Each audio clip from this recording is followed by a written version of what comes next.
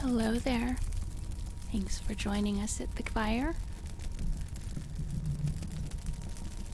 For those of you who don't know, I'm Sakura. We are going to be reading some more tonight. We can chat for a while too if you want to. I hope that you're all doing well.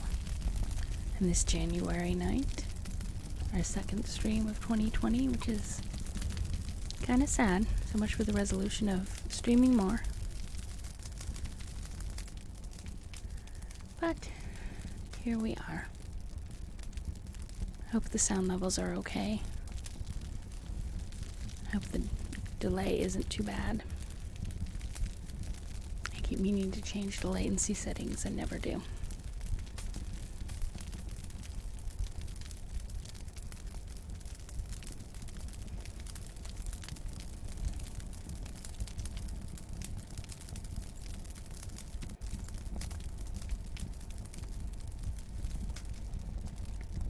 So for those of you who may not be familiar, the book that we are reading, Tarzan and the Golden Lion. So far, we've got a Spaniard who is pretending to be Tarzan. We've got some people trying to steal gold. The Golden Lion has not been seen for quite a while. It ran away and is lost in the jungle, and we don't know where he is. I'm not sure the author knows where he is. Hopefully by the end of the story, we will find him again, because it would be very sad if we lost our lion That would be like the worst ending possible. So I have got my water to stay hydrated. I hope you've got snacks or drinks or maybe just a blanket and a furry friend to keep you warm.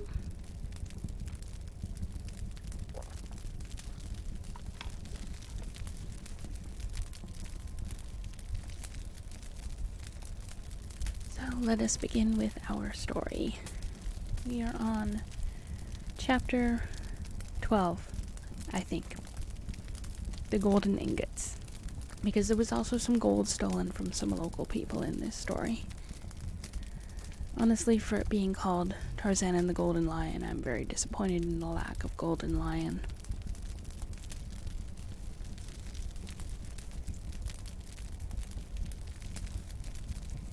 And if you would like to read along, I'm going to drop the link to the story so you can read along with me if you want to.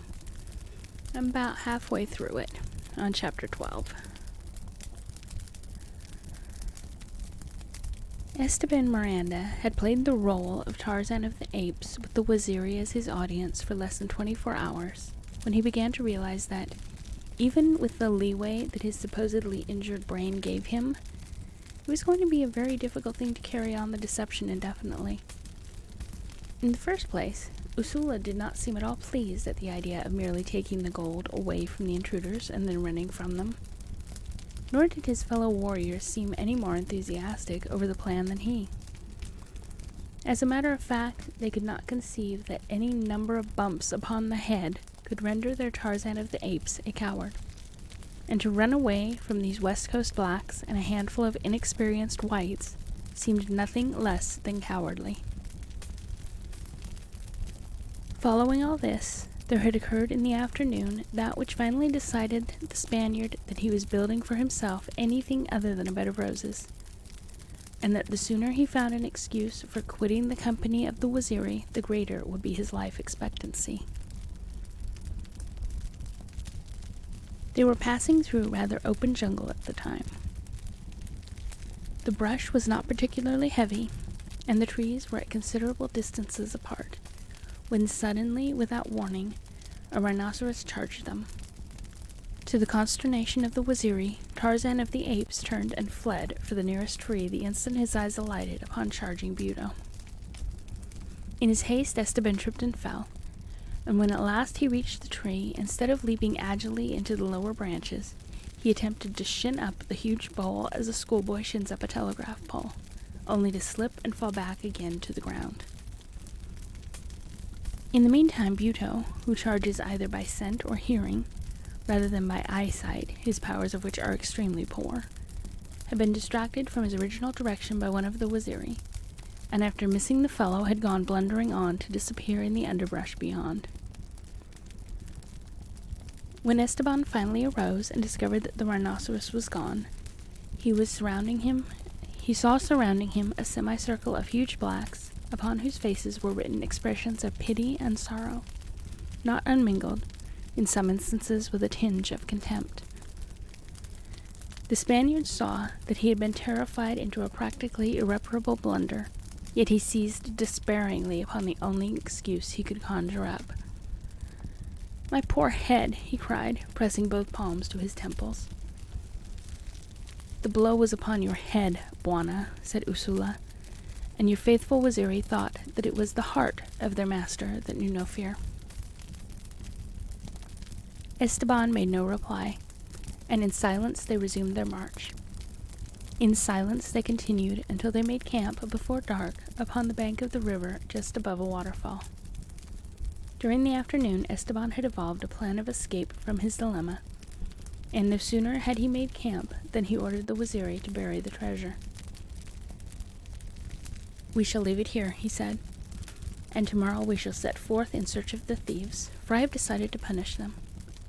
They must be taught that they may not come into the jungle of Tarzan with impunity.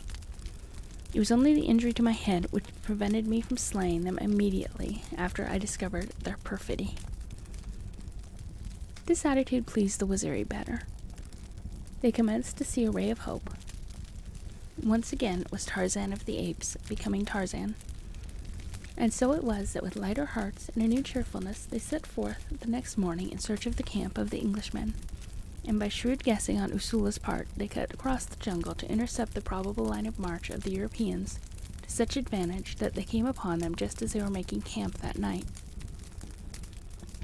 Long before they reached them they smelled the smoke of their fires and heard the songs and chatter of the West Coast carriers. Then it was that Esteban gathered the Waziri about him. "My children," he said, addressing Usula in English, "these strangers have come here to wrong Tarzan. To Tarzan, then, belongs the vengeance. Go, therefore, and leave me to punish my enemies alone and in my own way. Return home, leave the gold where it is, for it will be a long time before I shall need it." The Waziri were disappointed, for this new plan did not at all accord with their desires, which contemplated a cheerful massacre of the West Coast blacks. But as yet the man before them was Tarzan, their big Bwana, to whom they had never failed in implicit obedience. For a few moments following Esteban's declaration of his intention, they stood in silence, shifting uneasily, and then at last they commenced to speak to one another in Waziri. What they said the Spaniard did not know, but evidently they were urging something upon Usula, who presently turned toward him. "O Bwana, how can we return home to the Lady Jane and tell her that we left you injured and alone to face the rifles of the white men and their askari? Do not ask us to do it, Bwana. If you were yourself, we should not fear for your safety. But since the injury to your head, you have not been the same, and we fear to leave you alone in the jungle. Let us, then, your faithful Waziri, punish these people, after which we will take you home in safety, where you may be cured of the evils that have fallen upon you." The Spaniard laughed. "I am entirely recovered," he said, "and I am in no more danger alone than I would be with you," which he knew even better than they was but a mild statement of the facts. "You will obey my wishes," he continued sternly. "Go back at once the way that we have come. After you have gone at least 2 miles, you may make camp for the night, and in the morning start out again for home. Make no noise. I do not want them to know that I am here. Do not worry about me. I am all right, and I shall probably overtake you before we reach home. Go." Sorrowfully, the Waziri turned back upon the trail they had just covered, and a moment later the last of them disappeared from the sight of the Spaniard. With a sigh of relief, Esteban Miranda turned towards the camp of his own people.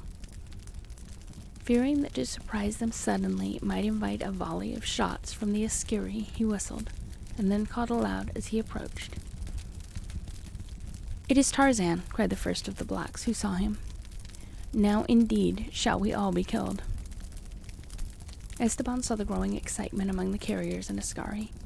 He saw the latter seize their rifles, and that they were fingering the triggers nervously. "It is I, Esteban Miranda," he called aloud.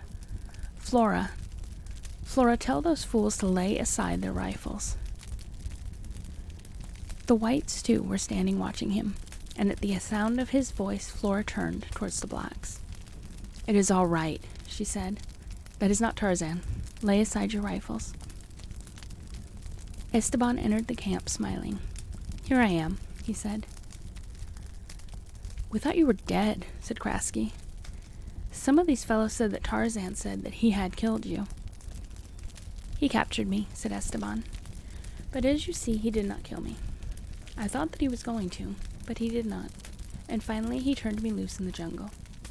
He may have thought that I could not survive, and that he would accomplish his end just as surely without having my blood upon his hands." "He must have knowed you," said Peebles. "You'd die all right, if you were left alone very long in the jungle. You'd starve to death." Esteban made no reply to the sally, but turned toward Flora. "Are you not glad to see me, Flora?" he asked. The girl shrugged her shoulders. "What is the difference?" she asked. "Our expedition is a failure. Some of them think you were largely to blame." She nodded her head in the general direction of the other whites. The Spaniards scowled. None of them cared very much to see him. He did not care about the others, but he had hoped that Flora would show some enthusiasm about his return. Well, if she had known what he had in his mind, she might have been happier to see him, and only too glad to show some kind of affection. But she did not know. She did not know that Esteban Miranda had hidden the golden ingots where he might go another day and get them. It had been his intention to persuade her to desert the others, and then later the two would return and recover the treasure. But now he was piqued and offended. None of them should have a shilling of it. He would wait until they left Africa, and then he would return and take it all for himself. The only fly in the ointment was the thought that the Waziri knew the location of the treasure, and that sooner or later they would return with Tarzan and get it. This weak spot in his calculations must be strengthened, and to strengthen it he must have assistance, which would mean sharing his secret with another. But whom? Outwardly oblivious of the sullen glances of his companions, he took his place among them. It was evident to him that they were far from being glad to see him, but just why he did not know, for he had not heard of the plan that Krasky and Awaza had hatched to steal the loot of the ivory raiders, and that their main objection to his presence was the fear that they would be compelled to share the loot with him. It was Krasky who first voiced the thought that was in the minds of all but Esteban. "Miranda," he said, "it is the consensus of opinion that you and Bloober are largely responsible for the failure of our venture. We are not finding fault. I just mention it as a fact. But since you have been away, we have struck upon a plan to take something out of Africa that will partially recompense us for the loss of the gold. We have worked the thing all out carefully and made our plans. We don't need you to carry them out. We have no objection to your coming along with us, if you want to, for company. But we want to have it understood from the beginning that you are not to share in anything that we get out of this." The Spaniard smiled and waved a gesture of unconcern. "It is perfectly all right," he said. "I shall ask for nothing. I would not wish to take anything from any of you." And he grinned inwardly as he thought of the more than £250,000 in gold, which he would one day take out of Africa for himself, alone. At this unexpected attitude of acquiescence upon Esteban's part, the others were greatly relieved, and immediately the entire atmosphere of constraint was removed. "You're a good fellow, Esteban," said Peebles. "I've been saying right along that you'd want to do the right thing, and I want to say that I'm mighty glad to see you back here safe and sound. I felt terrible when I heard you was croaked, that I did." "Yes," said Bloober. "John, he feels so bad he cry himself to sleep every night, ain't it, John?" "Don't try to start nothing, Bloober," growled Peebles, glaring at the Jew. "I wasn't commencing to start nodding," replied Adolphe, seeing that the big Englishman was angry. "Of course we were all sorry that we thought Esteban was killed, and we is all glad that he is back." "And that he don't want any of the swag," added Throck. "Don't worry," said Esteban. "If I get back to London, I'll be happy enough. I've had enough of Africa to last me all the rest of my life."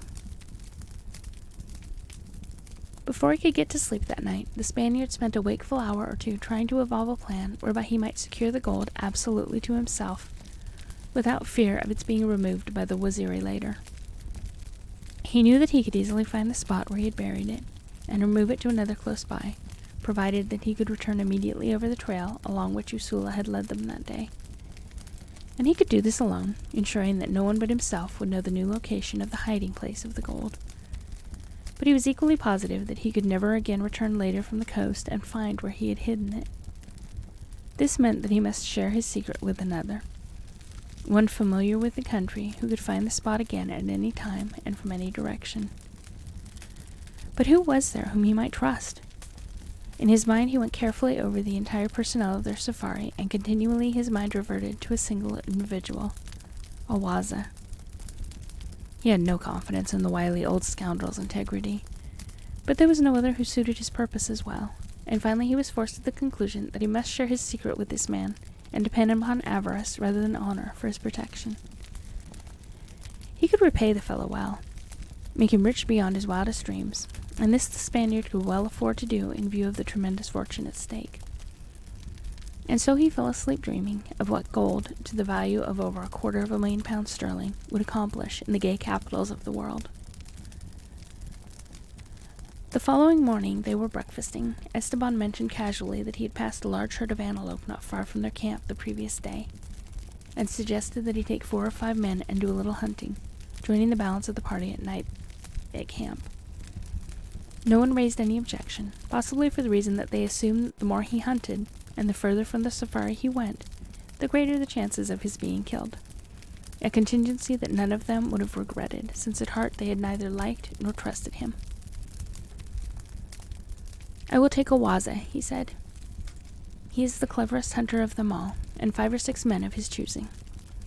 But later, when he approached Awaza, the black interposed objections to the hunt. "We have plenty of meat for 2 days," he said. "Let us go on as fast as we can, away from the land of the Waziri and Tarzan. I can find plenty of game anywhere between here and the coast. March for 2 days, and then I will hunt with you." "Listen," said Esteban in a whisper. "It is more than antelope that I would hunt. I cannot tell you here in camp, but when they have left the others, I will explain. I will pay you better to come with me today than all the ivory you can hope to get from the riders." Awaza cocked an attentive ear and scratched his woolly head. "It is a good day to hunt, Bwana," he said. "I will come with you and bring 5 boys." After Awaza had planned the march for the main party and arranged for the camping place for the night, so that he and the Spaniard could find them again, the hunting party set out upon the trail that Usula had followed from buried treasure the preceding day. They had not gone far before Awaza discovered the fresh spoor of the Waziri.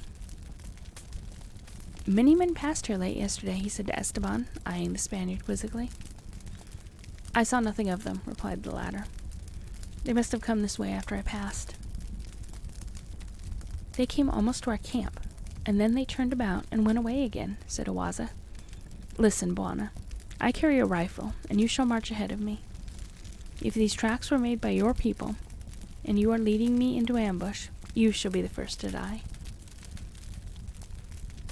"Listen, Awaza," said Esteban. "We are far enough from camp now so that I may tell you. These tracks were made by the Waziri of Tarzan of the Apes, who buried the gold for me a day's march from here. I have sent them home, and I wish you to go back with me and move the gold to another hiding place. After these others have gotten their ivory and returned to England, you and I will come back and get the gold, and then indeed shall you be well rewarded." "Who are you, then?" asked Awaza. "Often have I doubted that you are Tarzan of the Apes. The day that we left camp outside of Opar, one of my men told me that you had been poisoned by your own people and left in the camp. He said that he saw it with his own eyes, your body lying hidden behind some bushes, and yet you were with us upon the march that day. I thought that he lied to me, but I saw the consternation in his face when he saw you, and so I have often wondered if there were 2 Tarzans of the Apes." "I am not Tarzan of the Apes," said Esteban. "It was Tarzan of the Apes who was poisoned in our camp by the others. But they only gave him something that would put him to sleep for a long time, possibly with the hope that he would be killed by wild animals before he awoke. Whether or not he still lives, we do not know. Therefore you have nothing to fear from the Waziri or Tarzan on my account, Awaza, for I want to keep out of their way even more than you." The man nodded. "Perhaps you speak the truth," he said, but still he walked behind with his rifle always ready in his hand. They went warily for fear of overtaking the Waziri, but shortly after passing the spot where the latter had camped, they saw that they had taken another route, and that there was now no danger of coming in contact with them. When they had reached a point within about a mile of the spot where the gold had been buried, Esteban told Awaza to have his boys remain there while they went ahead alone to effect the transfer of the ingots. "The fewer who know of this," he said, "the safer we shall be."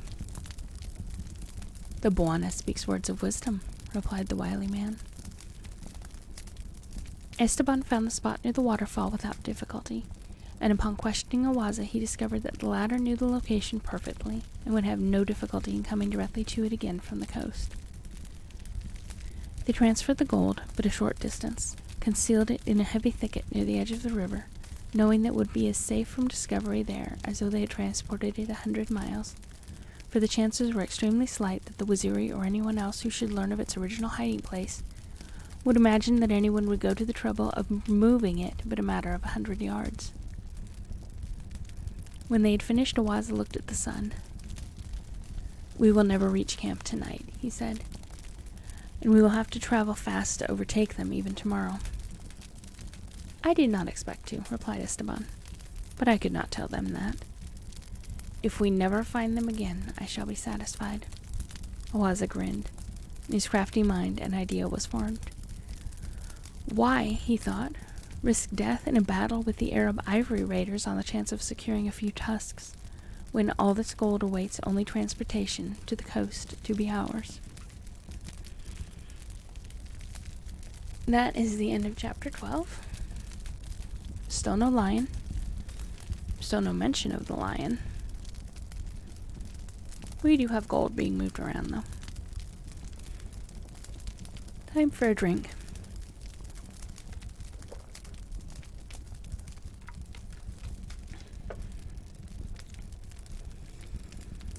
Chapter 13. A Strange Flat Tower. Tarzan, turning, discovered the man standing behind him on the top level of the ivory-covered east tower of the Palace of Diamonds. His knife leapt from its sheath at the touch of his quick fingers, but almost simultaneously his hand dropped to his side, and he stood contemplating the other, with an expression of incredulity upon his face that but reflected a similar emotion registered upon the countenance of the stranger. For what Tarzan saw was no Bolgani, nor a Gomangani, but a white man, bald and old and shriveled, with a long white beard, a white man, naked but for barbaric ornaments of gold spangles and diamonds. "Hello. Hi, Carrie. You will be in properly soon? Are you here improperly right now?" There will be no improper visitors in my chat. I kid, of course. Welcome. This is always good to have you here.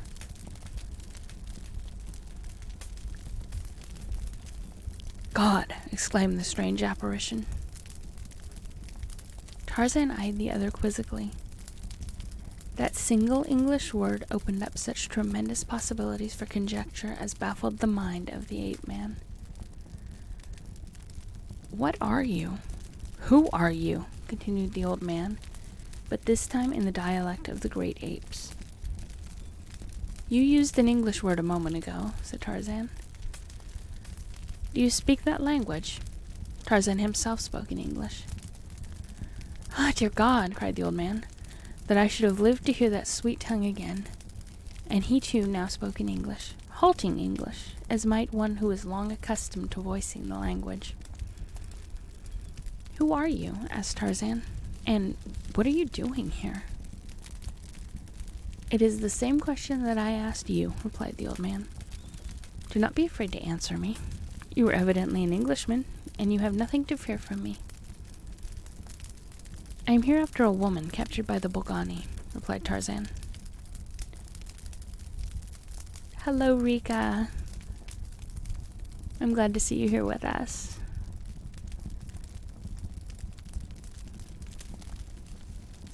The other nodded. "Yes," he said. "I know. She is here." "Is she safe?" asked Tarzan. "She has not been harmed. She will be safe until tomorrow, or the next day," replied the old man. "But who are you, and how did you find your way here from the outer world?" "I am Tarzan of the Apes," replied the ape-man. "I came into this valley looking for a way out of the valley of Opar, where the life of my companion was in danger." "And you?" "I am an old man," replied the other, "and I have been here ever since I was a boy. I was a stowaway on the ship that brought Stanley to Africa after the establishment of the station on Stanley Pool, and I came into the interior with him. I went out from camp to hunt alone one day. I lost my way and later was captured by unfriendly natives. They took me further into the interior to their village, from which I finally escaped, but so utterly confused and lost that I had no idea what direction to take to find a trail to the coast. I wandered thus for months, until finally, upon an accursed day, I found an entrance to this valley. I do not know why they did not put me to death at once, but they did not, and later they discovered that my knowledge could be turned to advantage to them. Since then I have helped them in their quarrying and mining, and in their diamond cutting. I have given them iron drills with hardened points, and drills tipped with diamonds. Now I am practically one of them, but always in my heart has been the hope that someday I might escape from the valley. A hopeless hope, though, I may assure you. There is no way out? Asked Tarzan. There is a way, but it is always guarded. Where is it? It is a continuation of one of the mine tunnels, passing entirely through the mountain of the valley beyond. The mines have been worked by the ancestors of this race for an almost incalculable length of time. The mountains are honeycombed with their shafts and tunnels. Back of the gold-bearing quartz lies an enormous deposit of altered peridot, which contains diamonds, in the search for which it evidently became necessary to extend one of the shafts to the opposite side of the mountain, possibly for purposes of ventilation. This tunnel and the trail leading down into Opar are the only means of ingress to the valley. From time immemorial they have kept the tunnel guarded, more particularly, I imagine, to prevent the escape of slaves than to thwart the inroads of an enemy, since they believe that there is no fear of the latter emergency.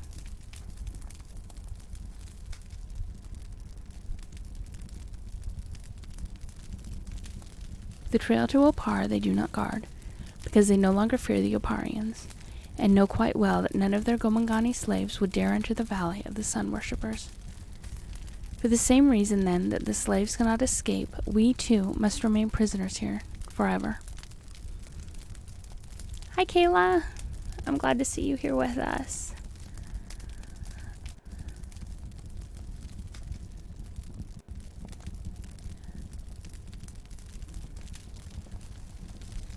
Let me see what.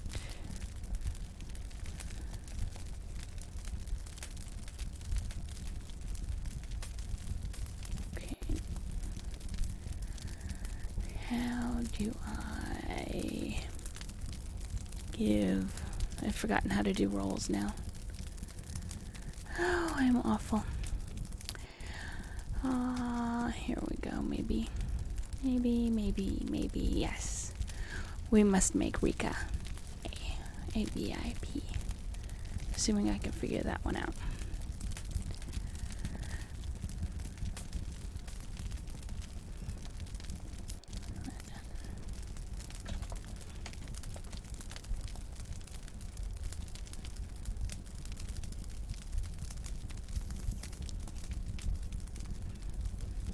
Yeah, VIU, that's right. You're gonna be a VIU.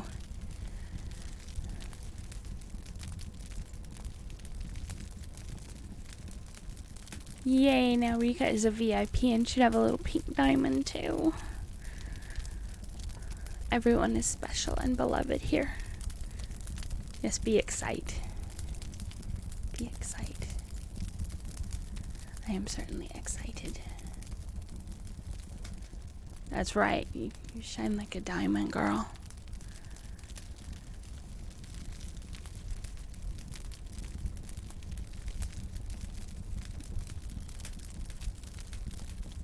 You shine like a diamond. Where is that?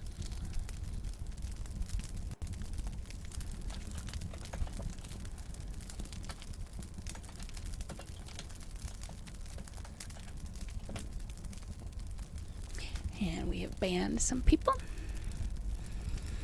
And now we go on with our reading. Before we go on with our reading, how are you guys doing? How is everyone this fine cold night? At least we have a nice fire.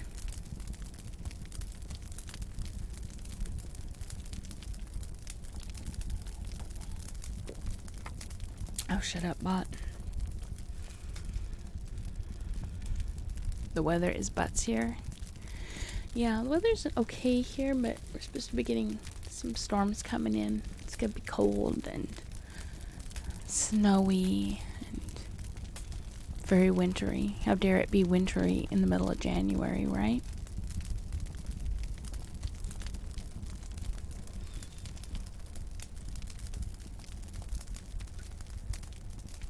How dare it?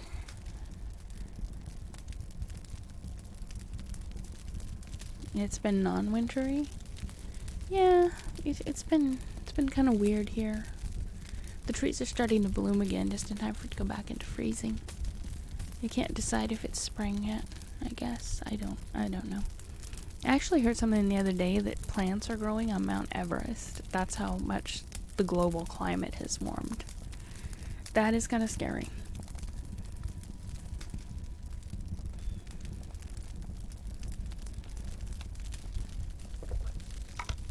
Okay, I have drinking. Everybody drinky drink.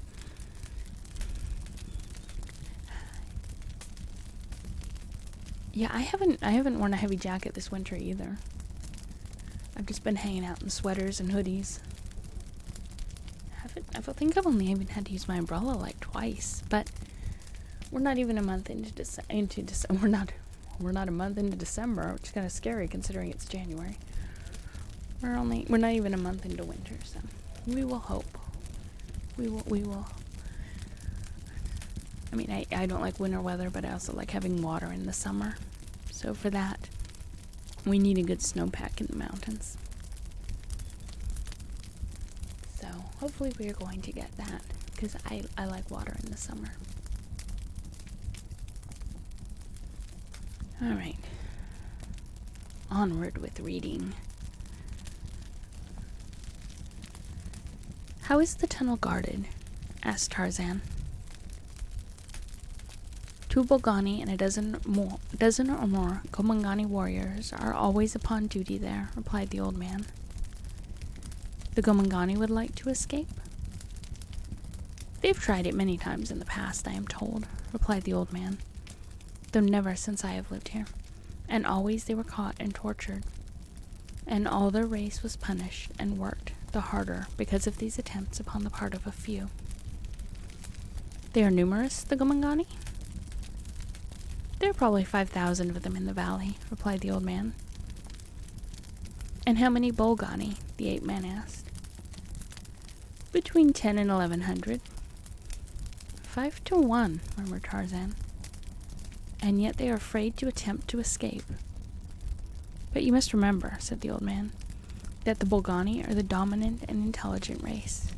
The others are intellectually little above the beasts of the forest. Yet they are men, Tarzan reminded him. In figure only, replied the old man. They cannot band together as men do. They have not as yet reached the community plane of evolution.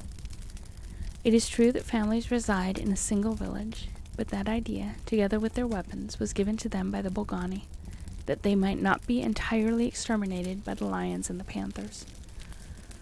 Formerly, I am told, each individual Gomangani, when he became old enough to hunt for himself, constructed a hut apart from others and took up his solitary life, there being at that time no slight semblance of family life. Then the Bolgani taught them how to build palisaded villages and compelled the men and women to remain in them and rear their children to maturity, after which the children were required to remain in the village, so that now some of the communities can claim as many as 40 or 50 people. But the death rate is high among them, and they cannot multiply as rapidly as people living under normal conditions of peace and security. The brutalities of the Bolgani kill many. The carnivora take a considerable toll. 5 to 1, and still they remain in slavery. What cowards they must be, said the ape man. On the contrary, they are far from cowardly, replied the old man. They will face a lion with the utmost bravery. But for so many years have they been subservient to the will of the Bolgani that it has become a fixed habit in them. As the fear of God is inherent in us, so is the fear of the Bolgani inherent in the minds of the Gomangani from birth. It is interesting, said Tarzan. But tell me now where the woman is of whom I have come in search. She is your mate, asked the old man. No, replied Tarzan. I told the Gomangani that she was so that they would protect her. She is Law, Queen of Opar, High Priestess of the Flaming God. The old man looked his incredulity. Impossible, he cried. It cannot be that the Queen of Opar has risked her life by coming to the home of her hereditary enemies. She was forced to it, replied Tarzan. Her life being threatened by a part of her people because she had refused to sacrifice me to their god.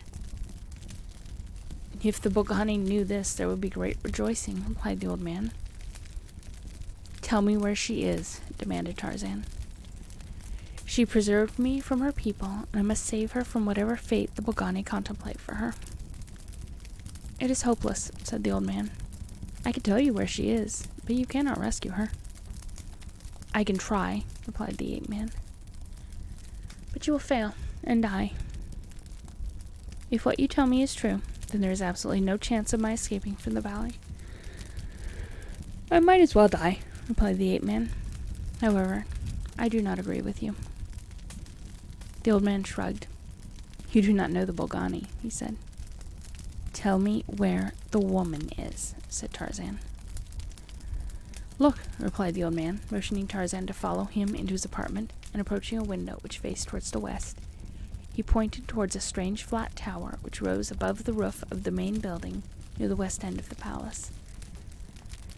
She is probably somewhere in the interior of that tower, said the old man to Tarzan.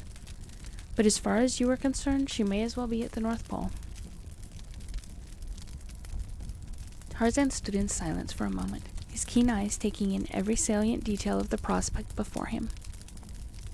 He saw the strange flat-topped tower, which it seemed to him might be reached from the roof of the main building. He saw, too, branches of the ancient trees that sometimes topped the roof itself, and except for the dim light shining through some of the palace windows, he saw no signs of life.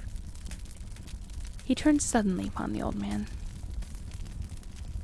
I do not know you, he said, but I believe that I may trust you, since after all blood ties are strong, and we are the only men of our race in this valley. You might gain something in favor by betraying me, but I cannot believe that you will do it. Do not fear, said the old man. I hate them. If I could help you, I would, but I know that there is no hope of success for whatever plan you may have in mind. The woman will never be rescued. You will never leave the valley of the Palace of Diamonds.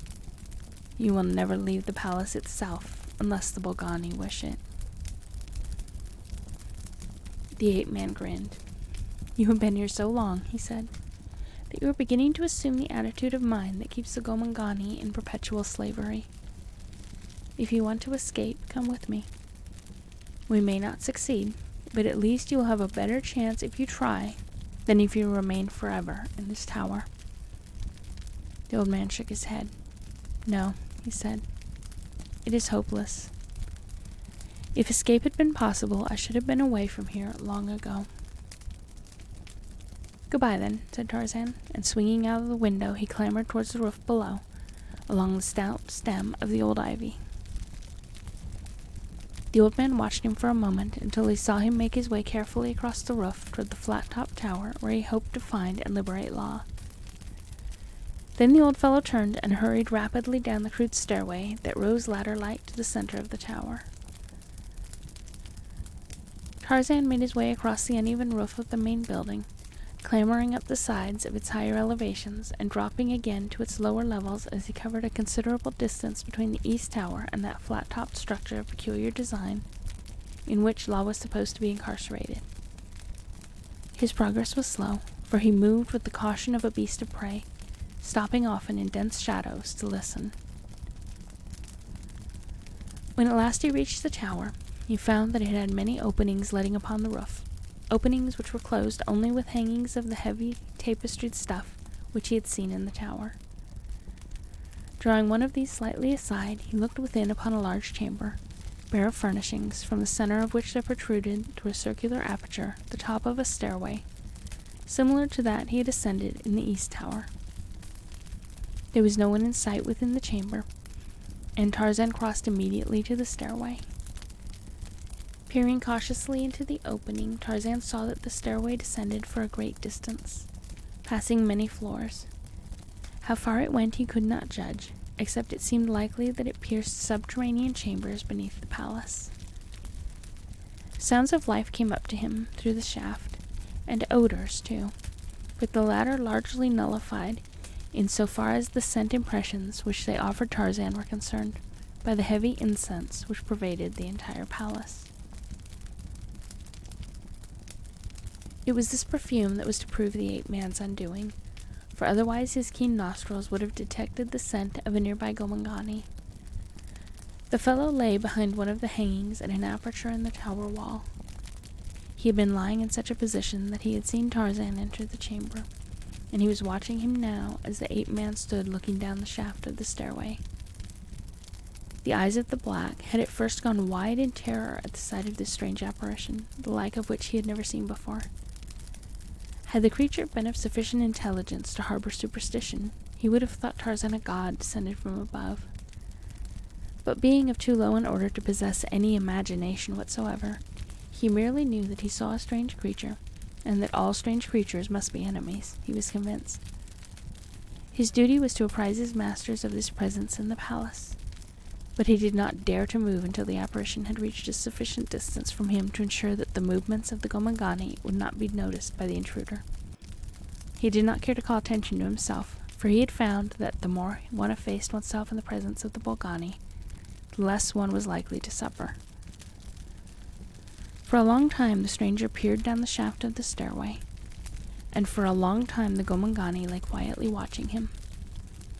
But at last the former descended the stairs and passed out of sight of the watcher, who immediately leaped to his feet and scurried away across the roof of the palace towards a large tower rising at its western end. As Tarzan descended the ladder, the fumes of the incense became more and more annoying. Where otherwise he might have investigated quickly by scent, he was now compelled to listen for every sound, in many cases to investigate the chambers opening upon the central corridor by entering them. Where the doors were locked, he lay flat and listened close to the aperture at their base. On several occasions he risked calling Law by name, but in no case did he receive any reply. He'd investigated 4 landings and was descending to the 5th, when he saw standing in one of the doorways upon this level an evidently much excited and possibly terrified black. The fellow was of giant proportions and entirely unarmed. He stood looking at the ape-man with wide eyes as the latter jumped lightly from the stairway and stood facing him upon the same level. "What do you want?" finally stammered the black. "Are you looking for the white she, your mate, whom the Bolgani took?" "Yes," replied Tarzan. "What do you know of her?" "I know where she is hidden," replied the black, "and if you will follow me, I will lead you to her." "Why do you offer to do this for me?" asked Tarzan, immediately suspicious. "Why is it that you do not go at once to your masters and tell them that I am here, that they may send men to capture me?" "I do not know the reason that I was sent to tell you this," replied the black. "The Bolgani sent me. I do not wish to come, for I was afraid." "Where did they tell you to lead me?" asked Tarzan. "I am to lead you into a chamber, the door of which will be immediately bolted upon us. You will then be a prisoner." "And you?" inquired Tarzan. "I, too, shall be a prisoner with you. The Bolgani do not care what becomes of me. Perhaps you will kill me, but they do not care." "If you lead me into a trap, I shall kill you," replied Tarzan. "But if you lead me to the woman, perhaps we shall all escape." "You would like to escape, would you not?" "I should like to escape, but I cannot." "Have you ever tried?" "No, I have not. Why should I try to do something that cannot be done?" "If you lead me into the trap, I shall surely kill you. If you lead me to the woman, you at least have the chance that I do to live. Which will you do?" The man scratched his head in thought, the idea slowly filtering through his mind. At last he spoke. "You are very wise," he said. "I will lead you to the woman." "Go ahead then," said Tarzan, "and I will follow you." The black descended to the next level and, opening the door, entered a long, straight corridor. As the ape-man followed his guide, he had leisure to reflect upon the means through which the Bolgani had learned of his presence in the tower, and the only conclusion he could arrive at was that the old man had betrayed him, since in so far as Tarzan was aware, he alone knew that the ape-man was in the palace. The corridor along which the black was leading him was very dark, receiving a dim and inadequate illumination from the dimly lighted corridor they had just left, the door into which remained open behind them. Presently they stopped before a closed door. "The woman is in there," said the black, pointing at the door. "She is alone?" asked Tarzan. "No. Look." And he opened the door, revealing a heavy hanging, which he gently separated, revealing to Tarzan the interior of the chamber beyond. Seizing the black by the wrist, that he might not escape, Tarzan stepped forward and put his eyes to the aperture. Before him lay a large chamber, at one end of which was a raised dais, the base of which was of a dark, ornately carved wood. The central figure upon this dais was a huge, black-maned lion, the same that Tarzan had seen escorted through the gardens of the palace.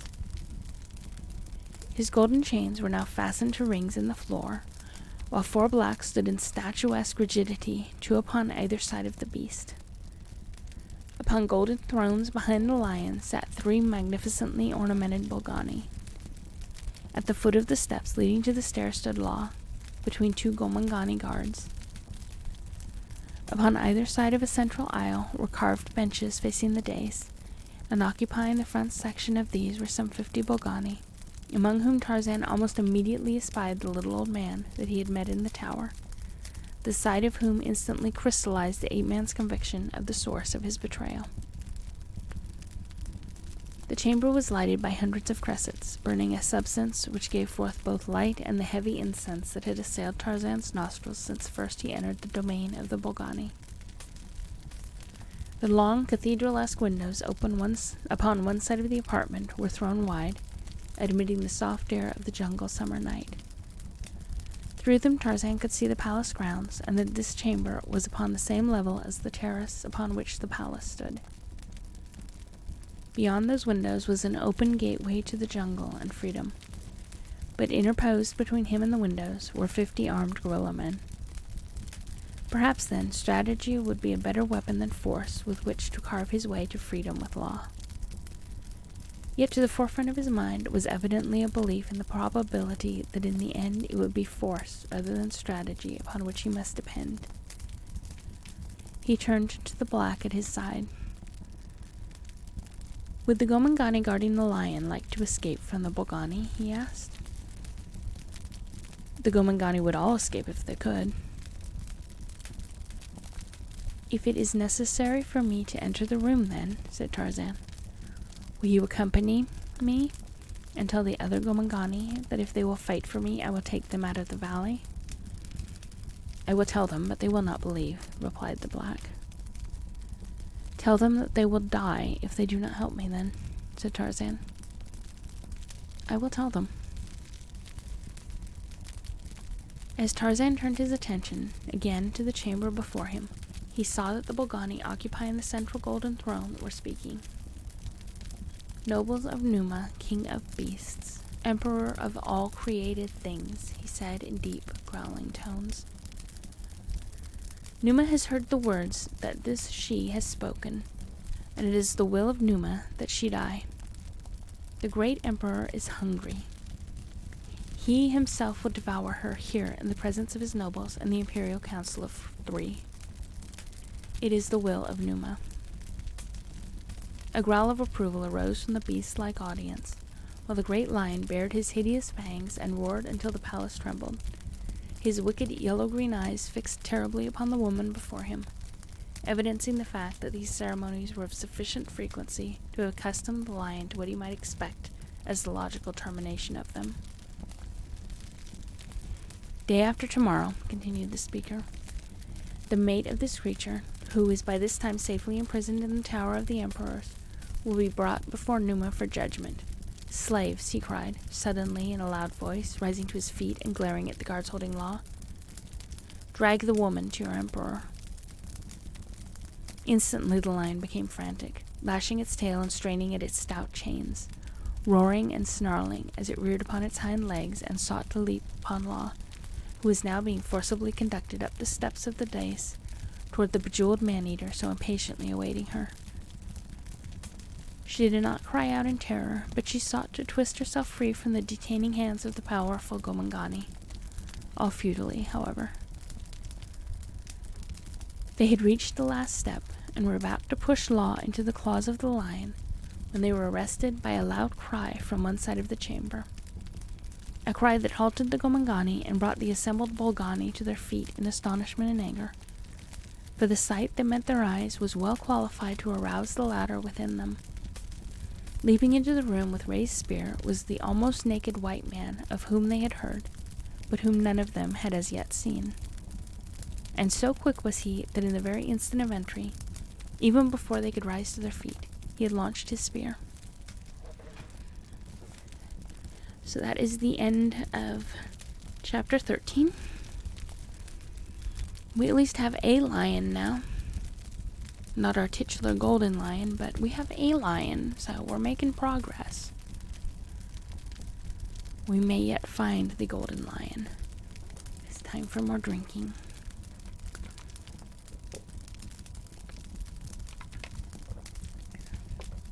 Yes, more lions are good lions. You can never have too many lions. We need more lions. The world needs more lions.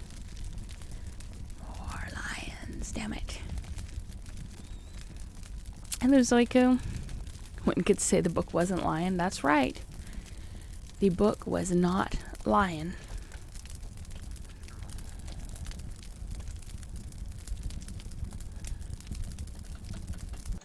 How are you doing, friend?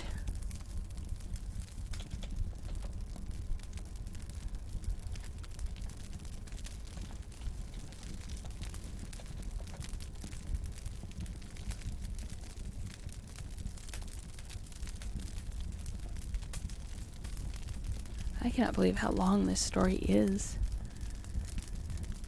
and that we cannot seem to find the missing lion. But it has to show up eventually, right? Right.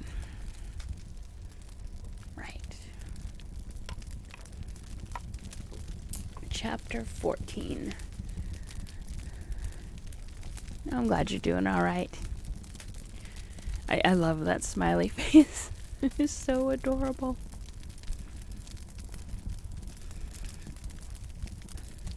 Now we are on to the aptly named Chamber of Horrors. Something tells me there will not be many horrors. Just some more casual racism on behalf of the author. I need to yawn. Okay, I have yawned and got oxygen to my brain. I'll be okay now.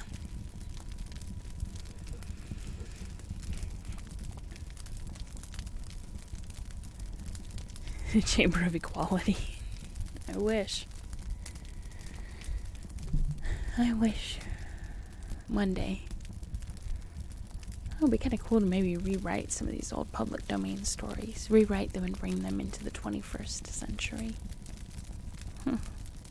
There's a thought. A thought for another night, though. That reminds me, I was going to, as long as we're in between chapters and I don't know what I'm doing. Oh, I can't change my settings while I'm streaming. Can't imagine why. Okay. One of these days I will remember to change my settings. To change the latency settings since I'm not gaming. So there's not as much of a lag. Though I think it's only 6 or 7 seconds, so not too bad. Okay, reading. We are reading. A black-maned lion moved through the jungle night. With majestic unconcern for all other created things, he took his lordly way through the primeval forest. He was not hunting, for he made no efforts towards stealth, nor, on the other hand, did he utter any vocal sound. He moved swiftly, though sometimes stopping with uplifted nose to scent the air and to listen. And thus at last he came to a high wall, along the face of which he sniffed, until the wall was broken by a half-opened gateway, through which he passed into the enclosure.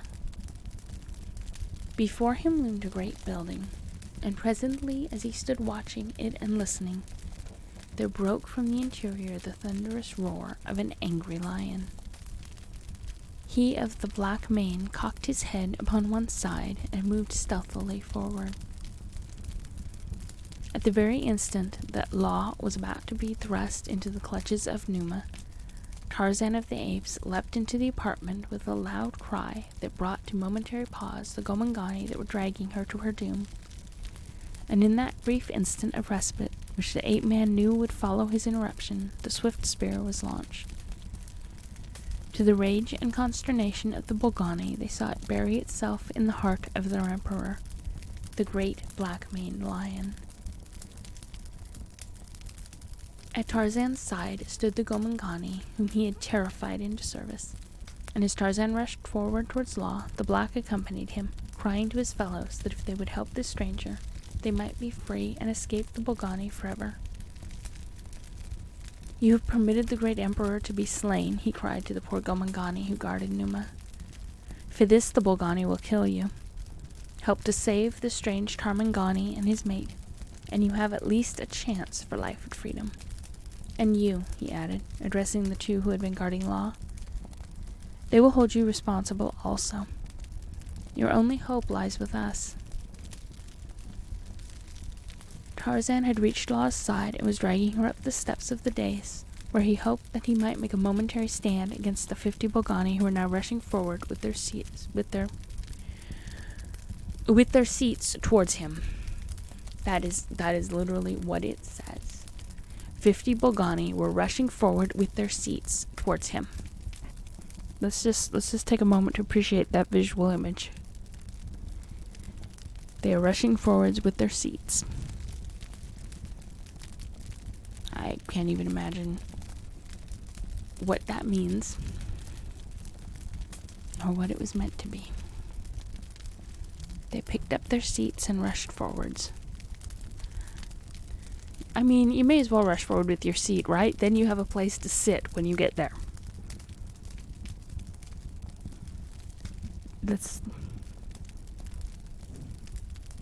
God bless the Internet Archives.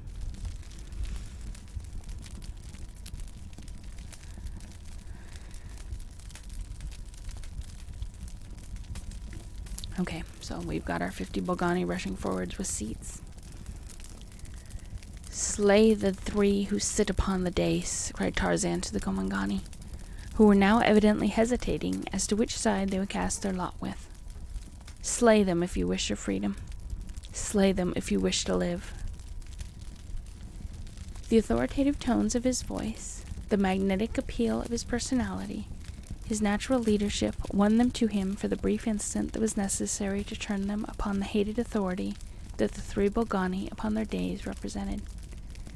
And as they drove their spears into the shaggy black bodies of their masters, they became then and forever the creatures of Tarzan of the Apes, for there could be no future hope for them in the land of the Bolgani. With one arm around Law's waist, the ape-man carried her to the summit of the dais, where he seized his spear and drew it from the body of the dead lion. Then, turning about and facing the advancing Bolgani, he placed one foot upon the carcass of his kill and raised his voice in the terrifying victory cry of the apes of Kerchak. Before him the Bolgani paused. Behind him the Gomangani quailed in terror. "Stop," cried Tarzan, raising a palm towards the Bolgani.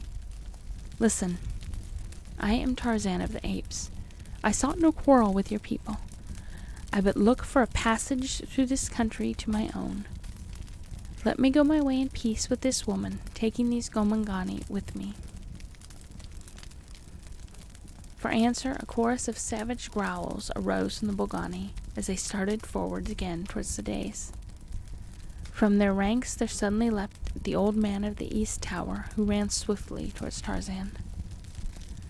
"Ah, traitor," cried the ape-man. "You would be the first, then, to taste the wrath of Tarzan?" He spoke in English, and the old man replied in the same tongue. "Traitor?" he exclaimed in surprise. "Yes, traitor," thundered Tarzan.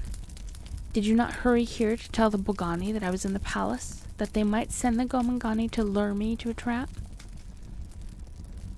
"I did nothing of the kind," replied the other. "I came here to place myself near the white woman, with the thought that I might be of service to her or you if I were needed. I come now, Englishman, to stand at your side and die at your side, for die you shall, as sure as there is a God in heaven. Nothing can save you now from the wrath of the Bolgani, whose emperor you have killed." "Come, then," cried Tarzan, "and prove your loyalty. It were better to die now than to live in slavery forever."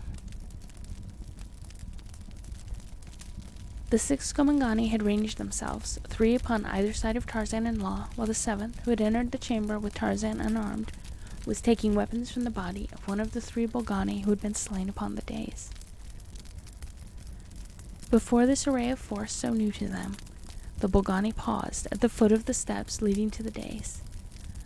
But only for a moment they paused, for there were but 9 against 50, and as they surged up the steps, Tarzan and his Gomangani met them with battle-axe and spear and bludgeon. For a moment they pressed them back, but the numbers against them were too great, and once again a wave swept up that seemed likely to overwhelm them, when there broke upon the ears of the contestants a frightful roar, which, coming from almost at their sides, brought a sudden, momentary cessation of the battle.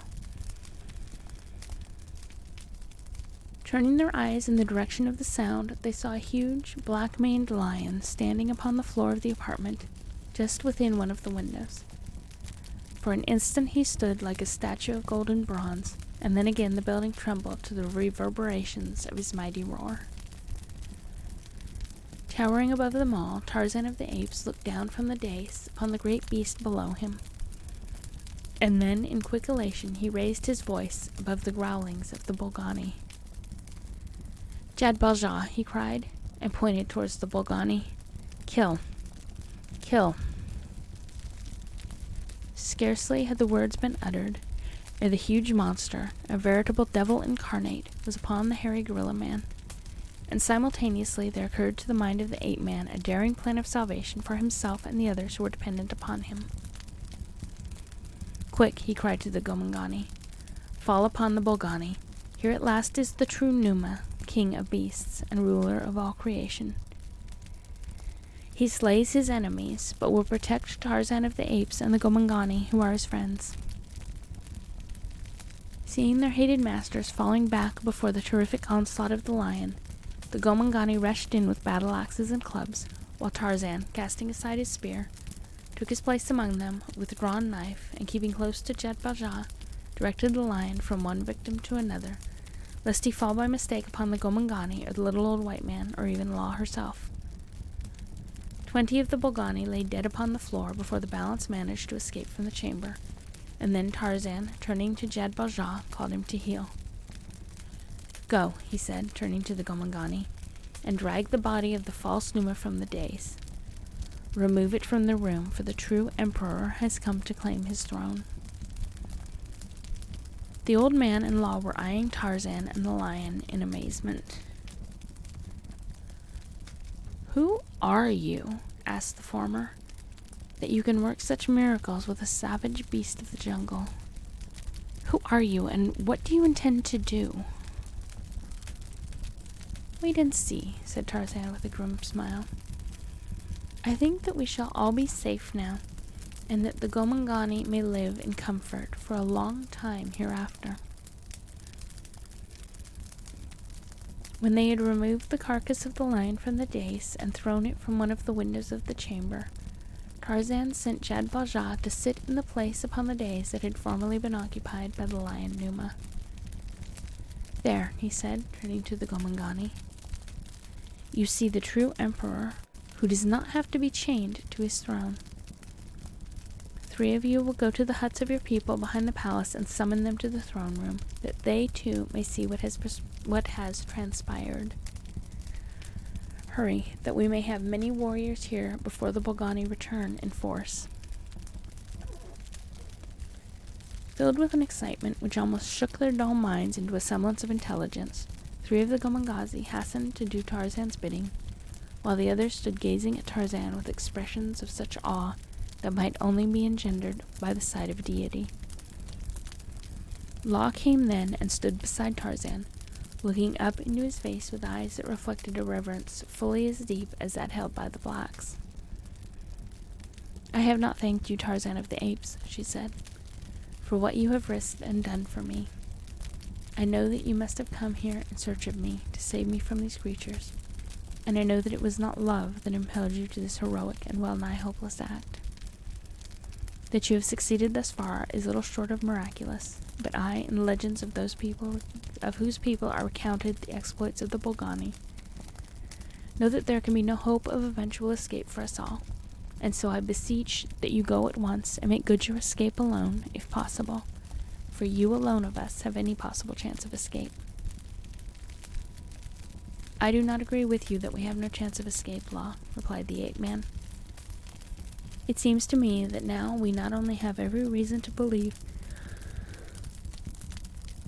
that we are practically assured of escape, but that we may ensure also to these poor Gomangani freedom from slavery and from the tyranny of the Bolgani. But this is not all. With this I shall not be satisfied.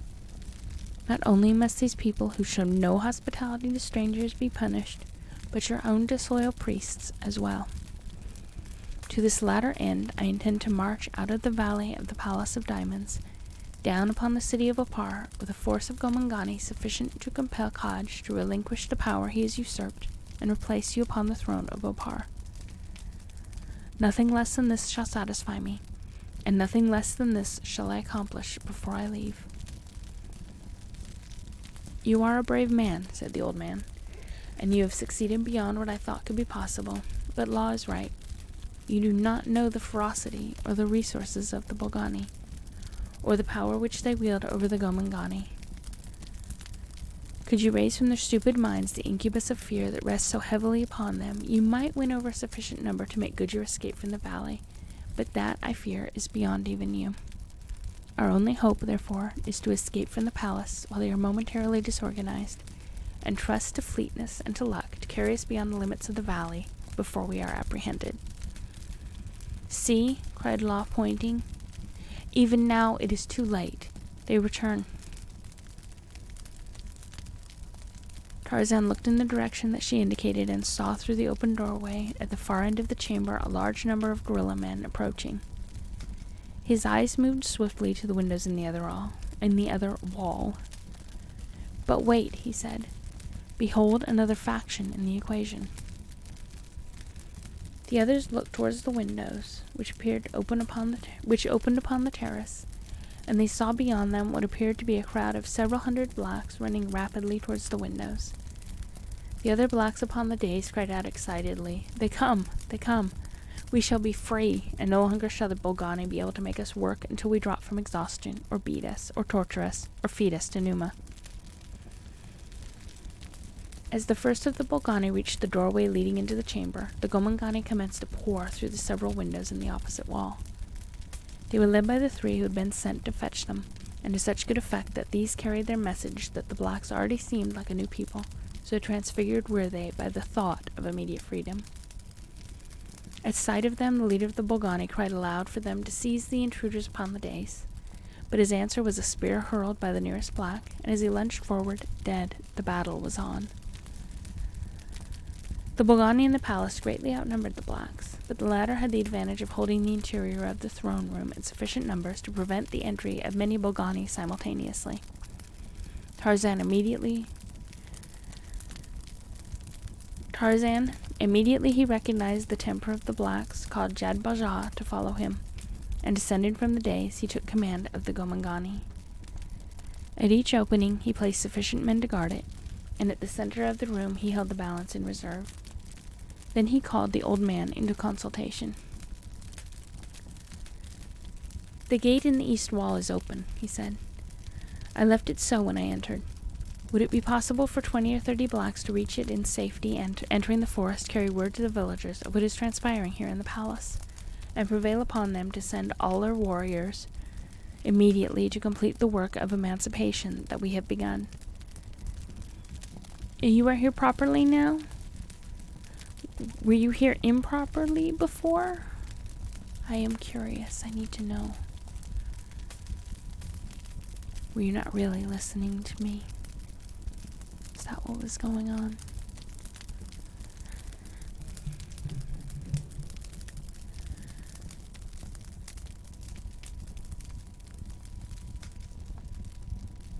You had the stream muted. You missed the best parts. Rika is a proper listener. That's right. Rika is good. I'm pretty sure Zoiku is good. Don't know what I'm gonna do with the rest of you. You improper listeners.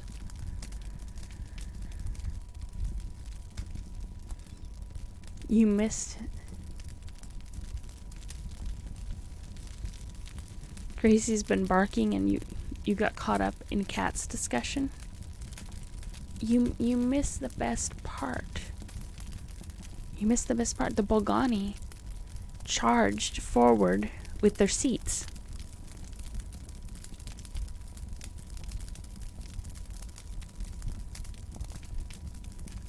Oh, don't be sorry. Don't be sorry. I would like to... I do you missed. That's right. They charged with their seats. I think it was meant to be spears, but I have no idea. They charged with their seats, and then when they got where they needed to be, they had a place to sit. It was awesome.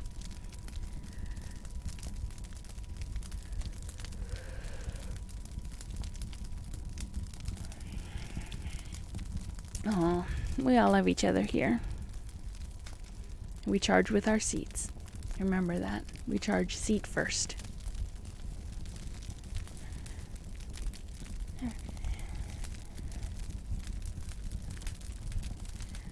Yeah, that would be kind of terrifying, but like I said, it didn't say anything about they like fought them with chairs. It literally, the line said they charged forwards with their seats. And I just love that. They charged forwards with their seats. Because either they were carrying chairs, or seats means their butts, and they were like charging forwards ass first. Which is almost as terrifying.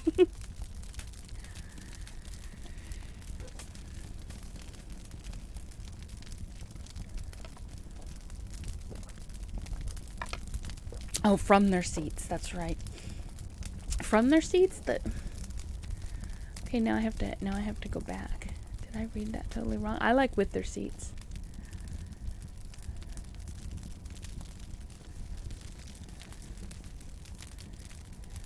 Okay, now I have to go back and find it. And I have to go back a ways.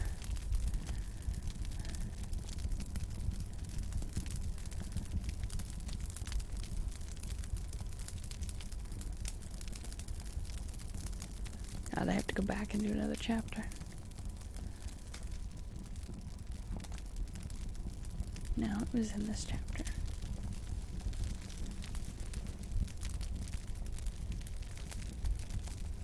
Oh, you know what it does say? They were rushing forward from their seats towards him. So I'm just a dumbass. Because I swore it said rushing towards with their seats towards him. I like my version better. But yeah, that was me then. I should have slowed down and read it again. Yes, less casual racism.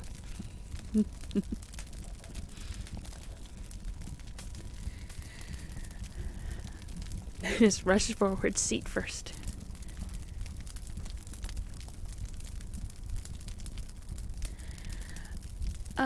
You remember that the one Tarzan movie we watched? I think you were there for it, Gary, with the casual racism. It is where Bins began. Remember the mighty Bins? When it was Tarzan as a boy. Well, this takes place immediately after. Well, I shouldn't say immediately, but this takes place after that. You weren't there for the Bins birth? I thought you were. Huh. Maybe you weren't. So anyway, yes, this takes place after Bins. In this universe, Tarzan is Bin's son.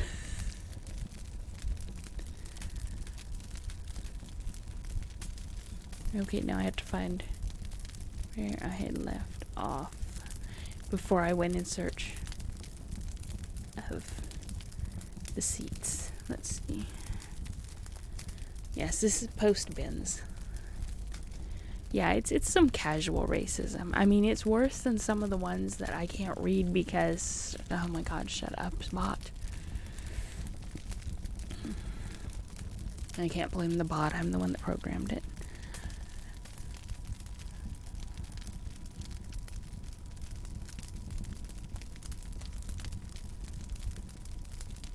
Where in the hell did I leave off?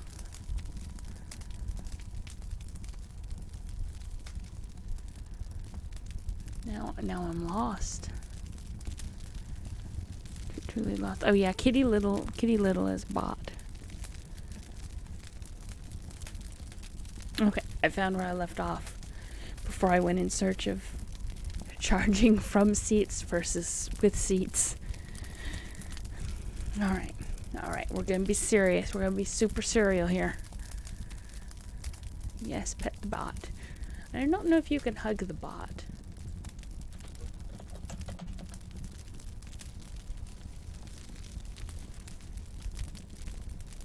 Super source. Yeah, you can hug too.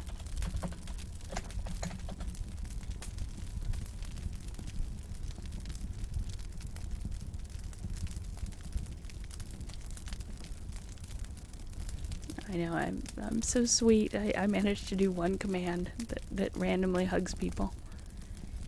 All the hugs for the super seriousness.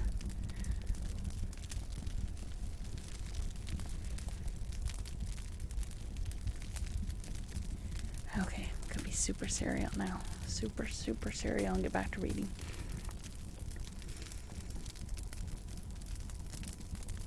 It is an excellent plan, replied the old man. The Bogani are not upon that side of the palace between us and the gate, and if it may ever be accomplished, now is the time. I will pick your men for you. They must be headmen, whose words will carry some weight with the villagers outside the palace walls. Good, exclaimed Tarzan. Select them immediately.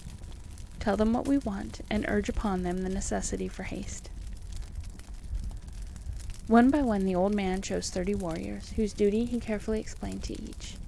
They were delighted with the plan, and assured Tarzan that in less than an hour the first of the reinforcements would come. As you leave the enclosure, said the ape-man, destroy the lock if you can, so that the Bogani may not lock it again and bar out our reinforcements. Carry also the word that the first to come are to remain outside the wall until a sufficient number have arrived to make entry into the palace grounds reasonably safe. At least as many as are within this room now. The blacks signified their understanding, and a moment later passed out of the room through one of the windows and disappeared into the darkness of the night beyond.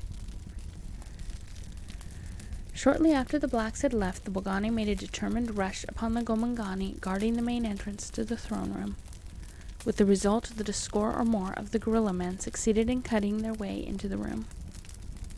At this first indication of reversal, the blacks showed signs of faltering, the fear of the Bogani that was inherent in them showing in their wavering attitude and seeming reluctance to force a counterattack. As Tarzan leapt forward to assist in checking the rush of the Bogani into the throne room, he called to Jad-Balja, and as the great lion leapt from the dais, the ape-man, pointing to the nearest Bogani, cried, "Kill! Kill!" Straight for the throat of the nearest leapt Jad-Balja. The great jaws closed upon the snarling face of the frightened gorilla man but once, and then, at the command of his master, the golden lion dropped the carcass after a single shake and leapt upon another. 3 had died thus in quick succession when the balance of the Bolgani turned to flee this chamber of horrors. But the Gomangani, their confidence restored by the ease with which this fierce ally brought death and terror to the tyrants, interposed themselves between the Bolgani and the doorway, shutting off their retreat. "Hold them, hold them," cried Tarzan. "Do not kill them." And then to the Bolgani, "Surrender, and you will not be harmed." Jad Valjean clung close to the side of his master, glaring and growling at the Bolgani, and casting an occasional beseeching look at the ape-man, which said plainer than words, "Send me among them." 15 of the Bolgani who had entered the room survived. For a moment they hesitated, and then one of them threw his weapons upon the floor. Immediately the others followed suit.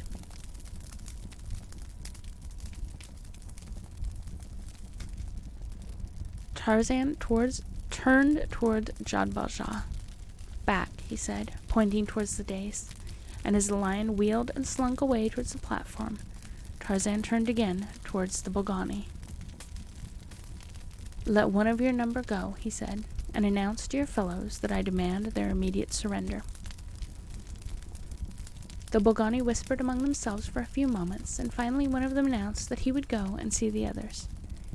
After he had left the room, the old man approached Tarzan. "They will never surrender," he said. "Look out for treachery." "It is all right," said Tarzan. "I am expecting that, but I am gaining time, and that is what we need most. If there were a place near where I might confine these others, I should feel better, for it would cut down our antagonists by at least that many." "There's a room there," said the old man, pointing toward one of the doorways in the throne room, "where you can confine them. There are many such rooms in the Tower of the Emperors." "Good," said Tarzan, and a moment later, following his instructions, the Bolgani were safely locked in a room adjoining the throne room. In the corridors without, they could hear the main body of the gorilla men in argument. It was evident that they were discussing the message sent to them by Tarzan. 15 minutes passed, and finally 30, with no word from the Bolgani and no resumption of hostilities. And then there came to the main entrance of the throne room the fellow whom Tarzan had dispatched with his demand for surrender.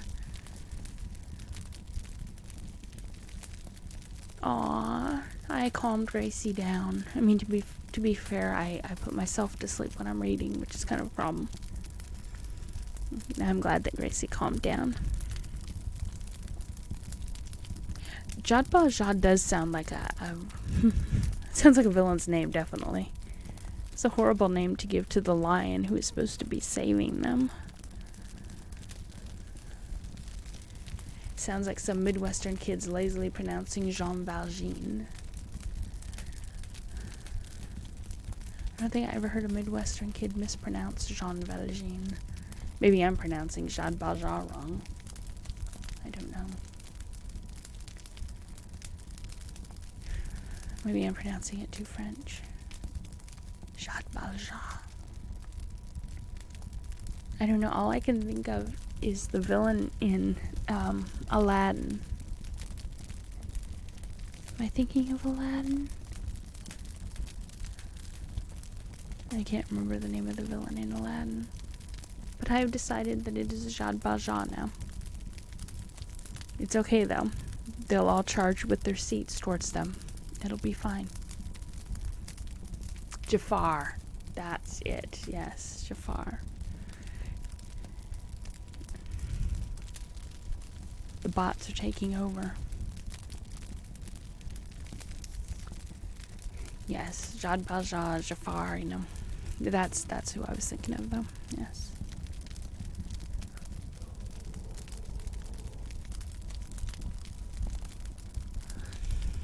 Yeah, too many A's. Jafar. Maybe I can read Tales of Aladdin sometime. Alright, drink some more water. Alright. Resuming reading. Yes, Jean Valjean. I remember Jean Valjean and Javert. Colette. I know a castle on a cloud. We're not singing tonight. This is not singing night. This is reading night. Cosette, yes.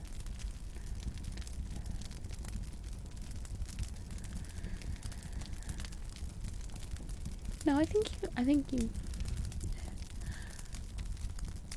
I can't spell miserables right either. Then I call it misery, and then people get upset because Misery is the movie with Kathy Bates. Or Kathleen Bates. You have collapsed in a heap of musical theater. I'm sorry. I hope it wasn't from my singing, because I know I cannot sing. Les Miserables. Shut up, bot.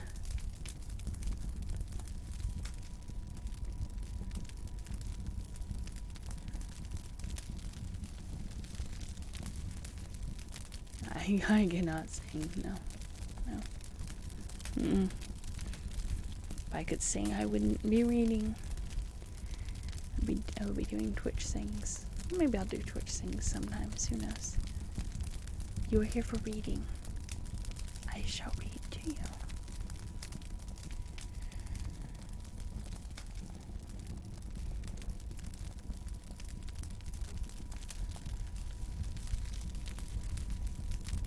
Well, asked the ape-man, what is their answer? They will not surrender, replied the Bolgani, but they will permit you to leave the valley, provided that you will release those whom you have taken prisoner and harm no others. The ape-man shook his head. That will not do, he replied. I hold the power to crush the Bolgani of the Valley of Diamonds. Look, and he pointed towards Jad-Bajah. Here is the true Numa. The creature you had upon your throne was but a wild beast. But this is Numa, king of beasts, emperor of all created things. Look at him. Must he be held in leash by golden chains like some prisoner or slave? No. He is indeed an emperor. But there is one yet greater than he, one from whom he takes commands. And that one is I, Tarzan of the Apes. Anger me, and you shall feel not only the wrath of Numa, but the wrath of Tarzan as well. The Gomangani are my people. The Bolgani shall be my slaves. Go and tell your fellows that, and that if they would live at all, they had best come soon and sue for mercy. Go. When the messenger had again departed, Tarzan looked at the old man, who was eyeing him with an expression which might have denoted either awe or reverence, were it not for the vaguest hint of a twinkle in the corners of the eyes. The ape-man breathed a deep sigh of relief. That will give us at least another half-hour, he said. We shall need it, and more too, replied the old man. Though, at that, you have accomplished more than I had thought possible, for at least you have put a doubt in the minds of the Bolgani, who never before have had cause to question their own power. Presently, from the outer corridors, the sounds of argument and discussion gave place to that of movement among the Bolgani. A company, comprising some 50 of the gorilla men, took post directly outside the main entrance of the throne room, where they stood in silence, their weapons ready, as though for the purpose of disputing any effort upon the part of the inmates of the room to escape. Beyond them, the balance of the gorilla men could be seen moving away and disappearing through doorways and corridors leading from the main hallway of the palace. The Gomangani, together with Law and the old man, watched impatiently for the coming of the black reinforcements, while Tarzan sat upon the edge of the dais, half reclining, with an arm about the neck of Jad-Bajah.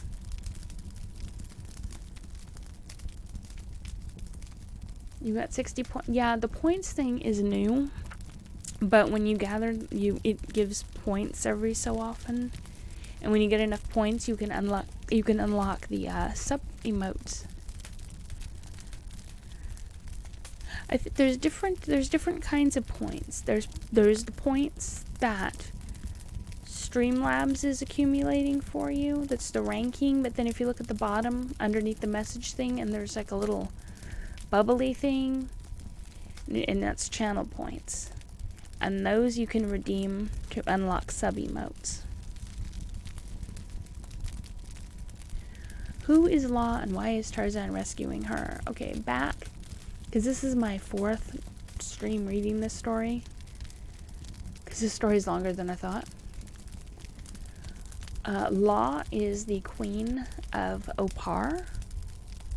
And there's a group that came there with a guy who was impersonating Tarzan, and they came to steal the gold. And somehow real Tarzan and fake Tarzan got all mixed up, and they were in Opar, and Law's priests were plotting to kill her because they knew she wouldn't kill Tarzan. And it all went to hell, and Tarzan escaped with Law, and he left Law with the Gomangati, and the Gomangati gave her to the Bulgari when the Bulgari raided them. This story is quite the soap opera. With channel points, and you can do like unlocking sub badges and stuff like that. With the points, I haven't done anything yet with it. I'm just letting it like run and accumulate them. I haven't decided yet what I'm gonna do.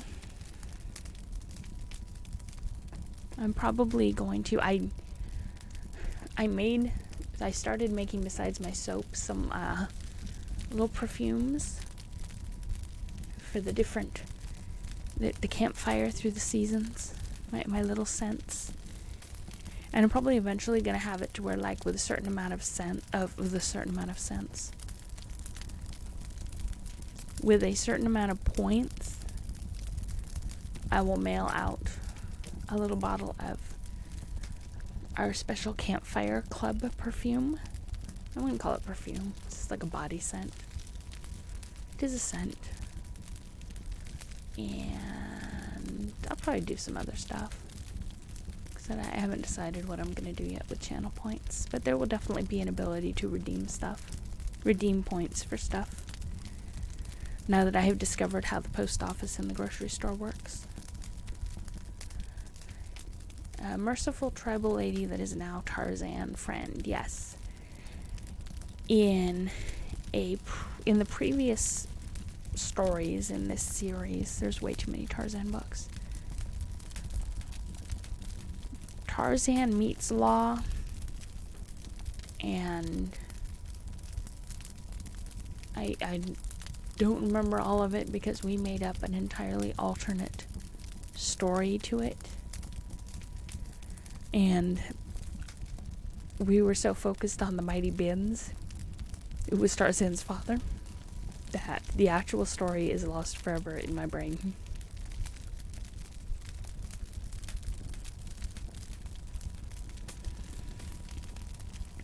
Yeah, the points that Streamlabs is showing you, those points just automatically accumulate.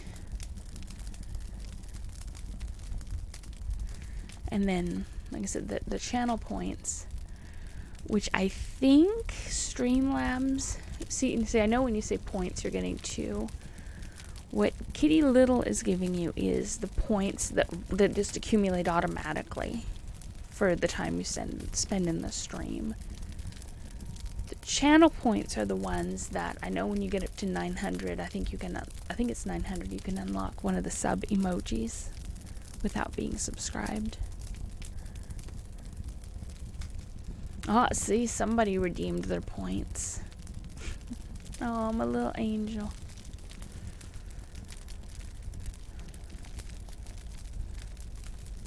And yes, I will send a cent. Of course you're a VIP. You are always here. Of course you're a VIP. You are a very important pooper.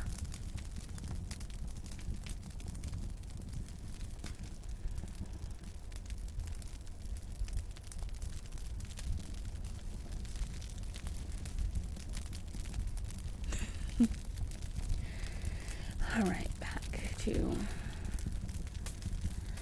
to the reading.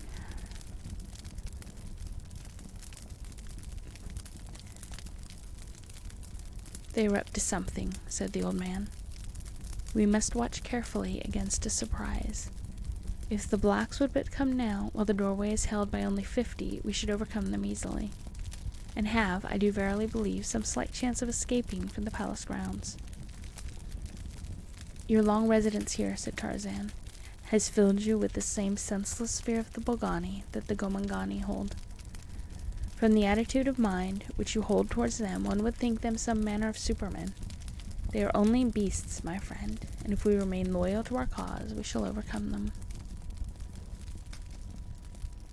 Beasts they may be, replied the old man, but they are beasts with the brains of men. Their cunning and their cruelty are diabolical. A long silence ensued, broken only by the nervous whisperings of the Gomangani, whose morale, it was evident, was slowly disintegrating under the nervous strain of the enforced wait, and the failure of their fellows of the forest to come quickly to their aid. To this was added the demoralizing effect of speculation upon what the Bolgani were planning, or what plan they already were putting into effect. The very silence of the guerrilla men was more terrible than the din of an actual assault. Law was the first of the whites to break the silence. If the Gomangani could leave the palace so easily, why might not we leave also? She asked. There were two reasons, replied Tarzan. One was that should we have left simultaneously, the Bolgani, greatly outnumbering us as they did, should have harassed us and detained us for a sufficient length of time to have permitted their messengers to reach the villages ahead of us, with the result that in a short time we should have been surrounded by thousands of hostile warriors. The second reason is that I desire to punish the creatures, so that in future a stranger may be safe in the valley of the Palace of Diamonds. He paused. And now I shall give you a third reason, why we may not seek to escape at this moment. He pointed towards the windows overlooking the terrace. Look, he said. The terrace and the gardens are filled with Bolgani. Whatever their plan, I think its success depends upon our attempt to escape from this room through the windows, for, unless I am mistaken, the Bolgani upon the terrace and in the gardens are making an attempt to hide themselves from us. The old man walked to a part of the room from which he could see the greater part of the terrace and gardens upon which the windows of the throne room looked. You are right, he said, when he returned to the ape-man's side. The Bolgani are all massed outside these windows, with the exception of those who guard the entrance, and possibly some others at the doorways at the other portions of the throne room. That, however, we must determine. He walked quickly to the opposite side of the chamber and drew back the hangings before one of the apertures, disclosing beyond a small band of Bolgani. They stood there motionless, not making any attempt to seize or harm him. To another exit and another he went, and beyond each discovered to the occupants of the chamber the same silent guerrilla guardians. He made the circle of the room, passing over the dais behind the three thrones, and then he came back to Tarzan and Law. It is as I suspected, he said. We are entirely surrounded. Unless help comes soon, we are lost. But their force is divided, Tarzan reminded him. Even so, it is sufficient to account for us, replied the old man. Perhaps you are right, said Tarzan, but at least we shall have a bully fight. What is that? Exclaimed Law, and simultaneously attracted by the same noise, the inmates of the throne room raised their eyes to the ceiling above them, where they saw that traps had been lifted from a dozen openings, revealing the scowling faces of several score of gorilla men. What are they up to now? Exclaimed Tarzan, and as though in answer to the query, the Bolgani above began hurling bundles of burning, oil-soaked rags tied in goatskins into the throne room, which immediately commenced to fill it with a thick, suffocating smoke, accompanied by the stench of burning hide and hair. We finally got through that chapter. I still prefer to think of the Bolgani charging with their seats towards them.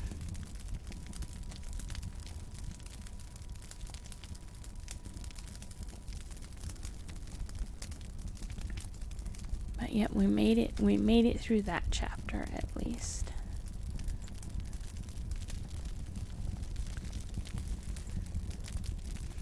Yeah, Charging forwards with their seats. This is an awesome image, and I love it.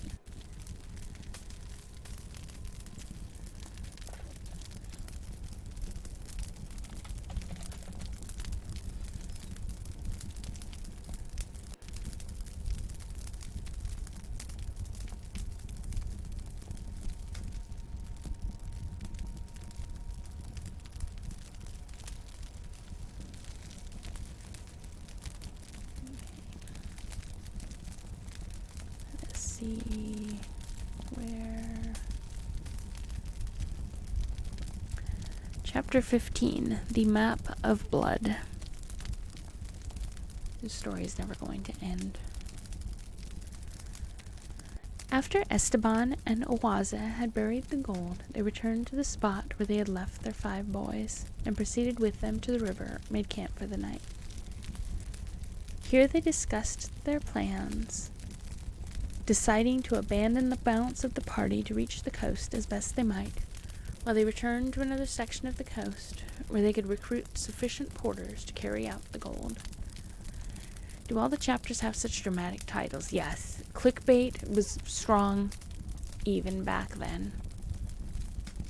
Definitely a good clickbait game going on.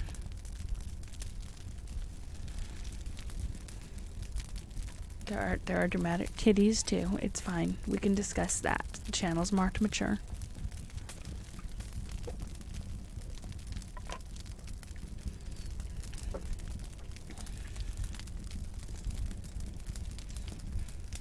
Instead of going way back to the coast for porters, asked Esteban, why could we not just as well recruit them from the nearest village? Such men would not go with us away to the coast, replied Owaza.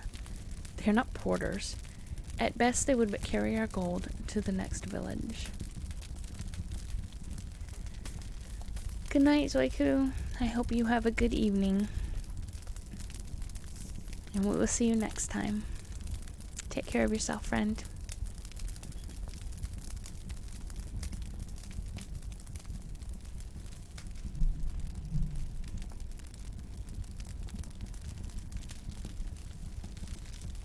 Why not that, then? Inquired the Spaniard.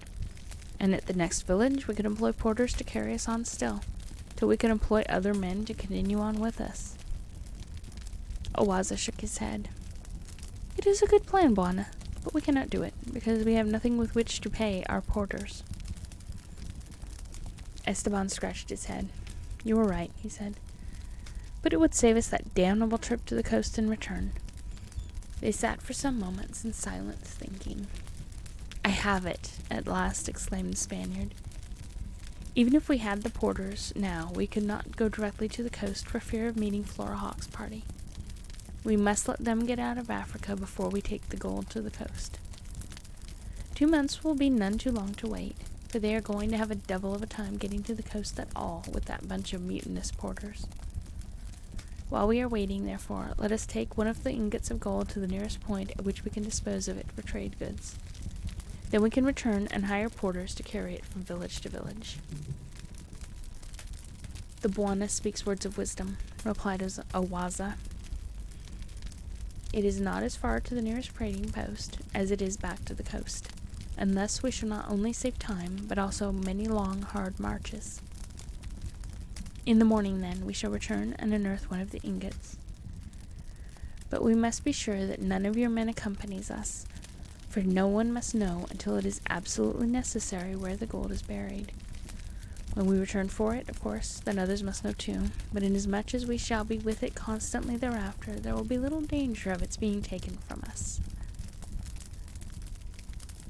Yes, Tarzan is definitely the typical male protagonist. Yeah. He really is.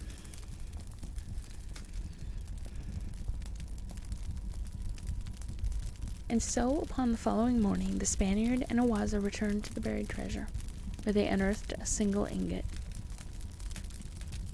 Before he left the spot, the Spaniard drew upon the inner surface of the leopard skin that he wore across his shoulder an accurate map of the location of the treasure, making the drawing with a sharpened stick, dipped in the blood of a small rodent he had killed for the purpose. From Awaza he obtained the native names of the river and of such landmarks as were visible from the spot at which the treasure was buried, together with explicit directions for reaching the place from the coast. This information, too, he wrote below the map, and when he had finished, he felt much relieved from the fear that he should aught befall Awaza. Let me try that sentence again. This information, too, he wrote below the map, and when he had finished, he felt much relieved from the fear that should aught befall Awaza, that should aught befall Awaza, he might never be able to locate the gold. My brain does not work. Yes, he killed a rodent so that he could use a sticky thing to write on the map. Yes, now we are with fake Tarzan. Though I'm not sure. Maybe Kayla has quite a lag, because I know sometimes it does lag by up to 45 seconds. Yes, Esteban bad. Esteban very bad.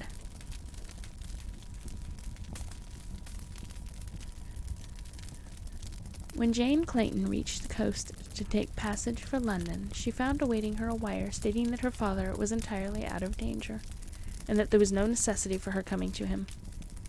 She therefore, after a few days of rest, turned her face again towards home, and commenced to retrace the steps of the long, hot, weary journey that she had just completed. When finally she arrived at the bungalow, she learned, to her consternation, that Tarzan of the Apes had not yet returned from his expedition to the city of Okar after the gold from the treasure vaults.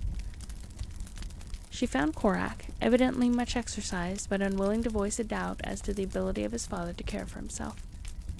She learned of the escape of the golden lion with regret, for she knew that Tarzan had become much attached to the noble beast. It was the second day after her return that the Waziri who had accompanied Tarzan returned without him. Then, indeed, was her heart filled with fear for her lord and master. She questioned the men carefully, and when she learned from them that Tarzan had suffered another accident that had again affected his memory, she immediately announced that she would set out on the following day in search of him, commanding the Waziri who had just returned to accompany her.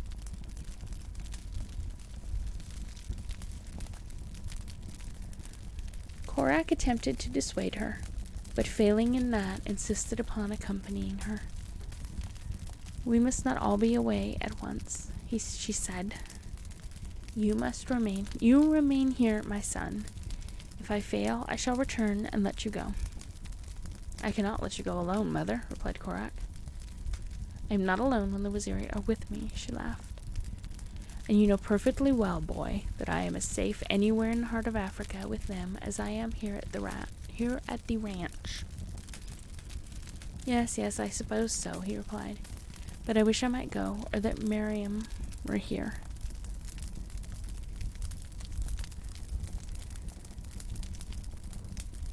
"Yes, I too wish that Miriam were here," replied Lady Greystoke. "However, do not worry. You know that my jungle craft, while not equal to that of Tarzan or Korak, is by no means a poor asset, and that surrounded by the loyalty and bravery of the Waziri, I shall be safe." "I suppose you are right," replied Korak, "but I do not like to see you go without me." And so, notwithstanding his objections, Jane Clayton set out the next morning with 50 Waziri warriors in search of her savage mate. When Esteban and Awaza had not returned to camp, as they had promised, the other members of the party were at first inclined to anger, which was later replaced by concern, not so much for the safety of the Spaniard, but for fear that Awaza might have met with an accident and would not return to take them in safety to the coast.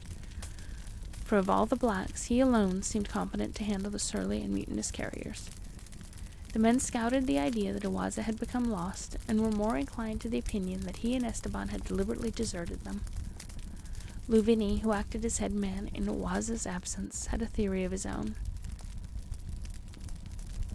"Awaza and the Bwana have gone after the ivory raiders alone. By trickery they may accomplish as much as we could have accomplished by force, and there will only be 2 among whom to divide the ivory."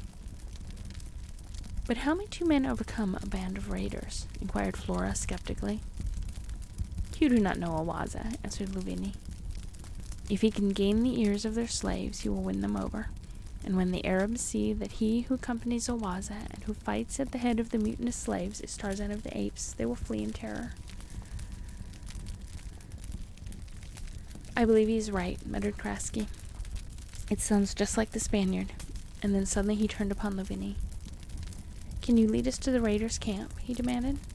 Yes. Good, exclaimed Krasky. And now, Flora, what do you think of this plan? Let us send a swift runner to the raiders, warning them against Awaza and the Spaniard, and telling them that the latter is not Tarzan of the Apes, but an impostor. We can ask them to capture and hold the two until we come, and after we arrive we can make such further plans as the circumstances permit. Very possibly we can carry out our original design after we have once entered their camp as friends. Yes, that sounds good, replied Flora, and it is certainly crooked enough, just like you yourself. The Russian blushed. Birds of a feather, he quoted. The girl shrugged her shoulders indifferently, but Bloober, who with Peebles and Throck had been silent listeners to the conversation, blustered. What do you mean, birds of it feathers? He demanded. Who was a crook? I tell you, Mr. Karl Krasky, I am an honest man. That is one thing that no man don't say about Adolf Bloober. He is a crook. Oh, shut up, snapped Krasky. If there's anything in it, you'll be for it. If there's no risk. These fellows stole the ivory themselves and killed a lot of people, probably to do it. In addition, they've taken slaves, which we will free. Oh, well, said Bloober. If it is fair and equitable, why, all right. But just remember, Mr. Krasky, that I am an honest man. Blime, exclaimed Throck. We're all honest. I've never seen such a downy bunch of parsons in all my life. Sure we're honest, roared John Peebles. And anyone that says we ain't gets his bally-eed knocked off, and ere we are, and that's that. The girl smiled wearily. You can always tell honest men, she said. They go around telling the world how honest they are. But never mind that. The thing now is to decide whether we want to follow Krasky's suggestion or not. It's something we've got all pretty well to agree upon before we undertake it. There are 5 of us. Let's leave it to a vote. Do we or don't we? Will the men accompany us? Asked Krasky, turning to Luvini. If they are promised a share of the ivory, they will. How many in favor of Karl's plan? Asked Flora. They were unanimous for it, and so it was decided that they would undertake the venture, and a half-hour later a runner was dispatched on the trail to the raiders' camp with a message for the raider chief. Shortly after, the party broke camp and took up its march in the same direction. A week later, when they reached the camp of the raiders, they found that their messenger had arrived safely and that they were expected. Esteban and Awaza had not put in an appearance, nor had anything been seen or heard of them in the vicinity. The result was that the Arabs were inclined to be suspicious and surly, fearing that the message brought to them had been but a ruse to permit this considerable body of whites and armed blacks to enter their stockade in safety. Jane Clayton and her Waziri moved rapidly, picked up the spoor of Flora Hawk's safari at the camp where the Waziri had last seen Esteban, whom they still thought to have been Tarzan of the Apes. Following the plainly marked trail, and moving much more rapidly than the Hawk's safari, Jane and the Waziri made camp within a mile of the ivory raiders only about a week after the Hawk's party had arrived, and where they still remained, waiting either for the coming of Awaza and Esteban, or for a propitious moment in which they could launch their traitorous assault upon the Arabs. In the meantime, Luvini and some of the other blacks had succeeded in secretly spreading the propaganda of revolt among the slaves of the Arabs. Though he reported his progress daily to Flora Hawks, he did not report the steady growth and development of a little private plan of his own, which contemplated, in addition to the result of the slaves and the slaying of the Arabs, the murder of all the whites in the camp, with the exception of Flora Hawks, whom Luvini wished to preserve either for himself or for sale to some black sultan of the north. It was Luvini's shrewd plan to first slay the Arabs with the assistance of the whites, and then to fall upon the whites and slay them, after their body servants had stolen their weapons from them. That Lavinia would have been able to carry out his plan with ease, there was little doubt, had it not been for the loyalty and affection of a young black boy attached to Flora Hawkes for her personal service. The young white woman notwithstanding, the length to which she would go in the satisfaction of her greed and avarice, was a kind and indulgent mistress. The kindness she had shown this ignorant little boy were presently to return her dividends far beyond her investment. Lavinia had been to her upon a certain afternoon to advise her that all was ready, and that the revolt of the slaves and the murder of the Arabs should take place that evening, immediately after dark. The cupidity of the whites had long been aroused by the store of ivory possessed by the raiders, with the result that all were more than eager for the final step in the conspiracy that would put them in possession of considerable wealth. It was just before the evening meal that the little boy crept into Flora Hawkes' tent. He was very wide-eyed and terribly frightened. "What is the matter?" she demanded. "Shh," he cautioned. "Do not let them hear you speak to me, but put your ear close to me while I tell you in a low voice what Lavinia is planning." The girl bent her head close to the lips of the little boy. "You have been kind to me," he whispered, "and now that Lavinia would harm you, I have come to tell you." What command were you trying to do? Here, I know there's a lamb.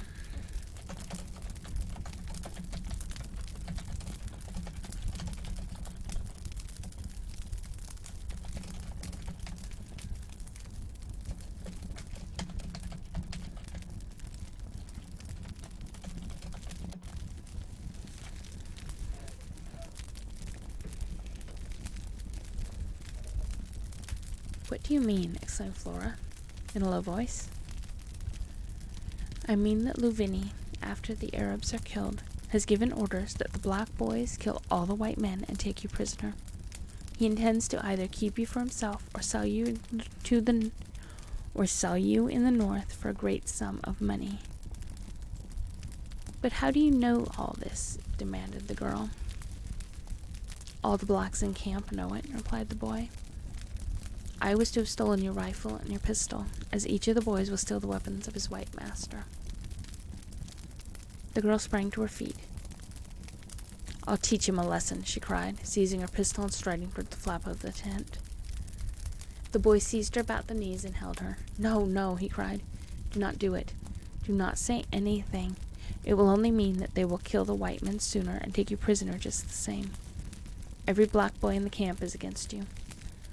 Lavinia has promised that the ivory shall be divided equally among them all. They are ready now, and if you should threaten Lavinia, or in any other way they should learn that you are aware of the plot, they would fall upon you immediately." "What do you expect me to do, then?" she asked. "There is but one hope, and that is in flight. You and the white men must escape into the jungle. Not even I may accompany you." The girl stood looking at the little boy in silence for a moment, and then finally she said, "Very well, I would do as you say. You have saved my life. Perhaps I may never be able to repay you, and perhaps again I may. Go now, before suspicion alights upon you." The black withdrew from the tent, crawling beneath the back wall to avoid being seen by any of his fellows who were in the center of the camp, from which the front of the tent was in plain view. Immediately he was gone, Flora walked casually into the open and went to Krasky's tent, which the Russian occupied in common with Bluber. She found the two men, and in low whispers apprised them of what the black had told her. Krasky then called Peebles and Throck, it being decided that they should give no outward sign of holding any suspicion that aught was wrong. The Englishmen were for jumping in upon the blacks and annihilating them, but Flora Hawkes dissuaded them from any such rash act by pointing out how greatly they were outnumbered by the natives, and how hopeless it would be to attempt to overpower them. Bluber, with his usual cunning and shrewdness, which inclined always to double-dealing where there was the slightest possibility for it, suggested that they secretly advise the Arabs of what they had learned, and joining forces with them, take up as strong a position in the camp as possible, and commence to fire into the blacks without waiting for their attack. Again Flora vetoed the suggestion. "It will not do," she said, "for the Arabs are at heart as much our enemy as the blacks. If we were successful in subduing them, it would be but a question of minutes before the Arabs knew every detail of the plot that we had laid against them, after which our lives would not be worth that, and she snapped her fingers. I guess Flora is right as usual, growled Peebles. But what in hell are we going to do wandering around in this here jungle with no blacks to hunt for us, or cook for us, or carry things for us, or find our way for us? That's what I'd like to know, and here we are, and that's that. No, I guess there ain't nothing else to do, said the rock. But blime if I likes to run away, says I. Leastwise, not to no blacks. There came then to the ears of the whites, rumbling from the far distance in the jungle, the roar of a lion. Oi, oi, cried Bloober. We go out all alone in that jungle? Mein Gott, I just as soon stay here and get killed like a white man. They won't kill you like a white man, said Krasky. They'll torture you if you stay. Bloober wrung his hands, and the sweat of fear rolled down his oily face.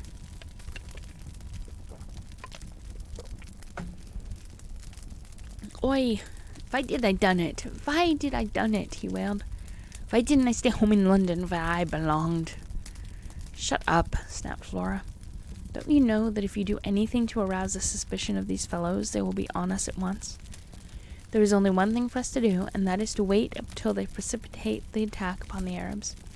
We will still have our weapons, but they do not plan to steal them from us until after the Arabs are killed.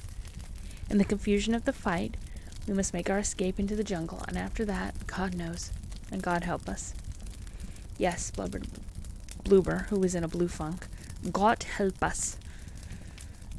A moment later, Luvini came to them. All is ready, Buonas, he said. As soon as the evening meal has been eaten, be in readiness. You will hear a shot. That will be the signal. Then open fire upon the Arabs. Good, said Krasky. We have just been talking about it, and we have decided that we will take our stand near the gate to prevent their escape. It is well, said Luvini, but you must remain here. He was addressing Flora. It would not be safe for you to be where there is to be fighting. Remain here in your tent, and we will confine the fighting to the other side of the village and possibly to the gate, if any of them makes a break for escape. All right, said Flora. I will remain here, where it is safe. Satisfied that things could not have worked into his hands to better advantage, the black left them, and presently the entire camp was occupied with the evening meal. There was an atmosphere of restraint and high nervous tension throughout the entire camp that must have been noticeable even to the Arabs, though they alone of the entire company were ignorant as to its cause. Bloober was so terrified that he could not eat, but sat white and trembling, with his eyes roving wildly about the camp. First to the blacks, then to the Arabs, and then to the gate, the distance to which he must have measured 100 times as he sat there waiting for the shot that was to be the signal for the massacre that was to send him out into the jungle to be, he surely thought, the immediate prey of the first hunting lion that passed. Peebles and Throck ate their meal stolidly, much to Bloober's disgust. Krasky, being of a highly nervous temperament, ate but little, but he showed no signs of fear. Nor did Flora Hawkes, though at heart she realized the hopelessness of their situation. Darkness had fallen. Some of the blacks and Arabs were still eating, when suddenly the silence was shattered by the sharp staccato report of a rifle. An Arab sank silently to the earth. Krasky rose and grasped Flora by the arm. Come, he cried. Followed by Peebles and Throck, and preceded by Bloober, to whose feet fright had lent wings, they hurried towards the gate of the palisade. By now the air was filled with the hoarse cries of fighting men and the report of rifles. The Arabs, who had numbered but about a dozen, were putting up a game fight, and being far better marksmen than the blacks, the issue of the battle was still in doubt when Krasky opened the gate, and the 5 whites fled into the darkness of the jungle. The outcome of the fight within the camp could not have been other than it was, for so greatly did the blacks outnumber the Arabs that eventually, notwithstanding their poor marksmanship, they succeeded in shooting down the last of the nomads of the north. Then it was that Luvini turned his attention to the other whites, only to discover that they had fled the village. The black realized 2 things, instantly. One was that someone had betrayed him, and the other that the whites could not have gone far in the short time since they had left the camp. Calling his warriors about him, he explained to them what had happened, and impressed upon them that the whites, if permitted to escape, would eventually return with reinforcements to punish them. He aroused his followers, who now numbered over 200 warriors, to the necessity of setting out immediately upon the trail of the fugitives and overtaking them before they could carry word even to a neighboring village, the nearest of which was not more than a day's march distant. And that is the end of that chapter. A little not-so-subtle racism in that one. Actually, a lot of not-so-subtle racism in that one.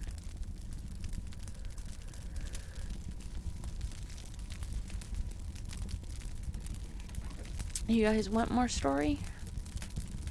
Or are you guys ready to go to sleep? Because if you want more story, I will take a break and then I will read some more.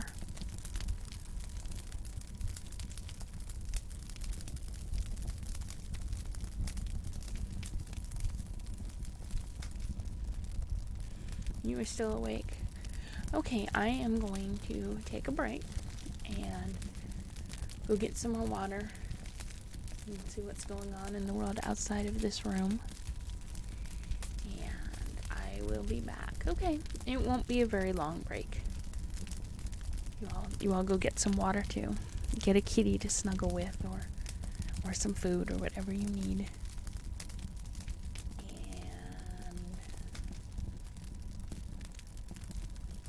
No, I must know what is happening. I must know what is happening. Okay, we will put on some music. Food is in the oven. No, it's good that food is in the oven. Okay. I will be back shortly, you guys. Have fun. Don't cause any trouble while I'm gone.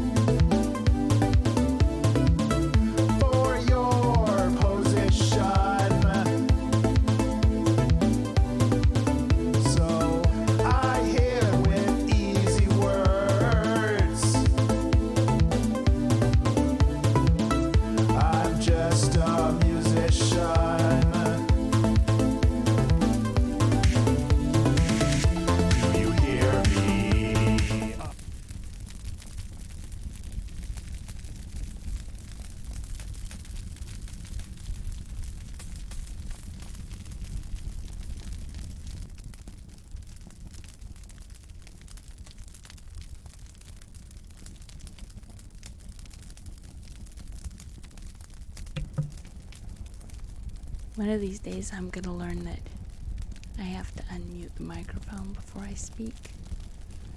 One day. Not today. Definitely not today. So I hope that you all enjoyed your break. Yeah, I'll get there eventually. I muted it in OBS and I also muted the microphone itself and then forgot that I had muted the microphone itself. But it's fine. I didn't say much. I didn't tell any secrets. You have 420 channel points. Blaze it. There you go. That's right.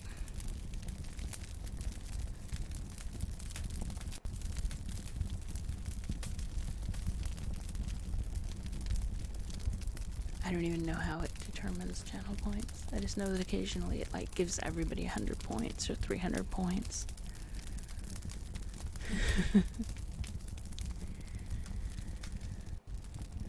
Okay, back to our story,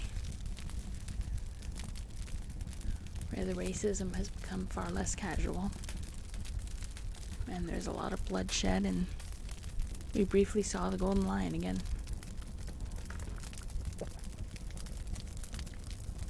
So I don't know why I am so thirsty. So I must drink all the water.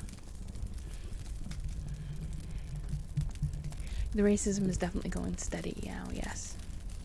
Yes. We've moved beyond casual. It's now a very well-established relationship. Alright, chapter 16 is The Diamond Hoard. The clickbait titles continue.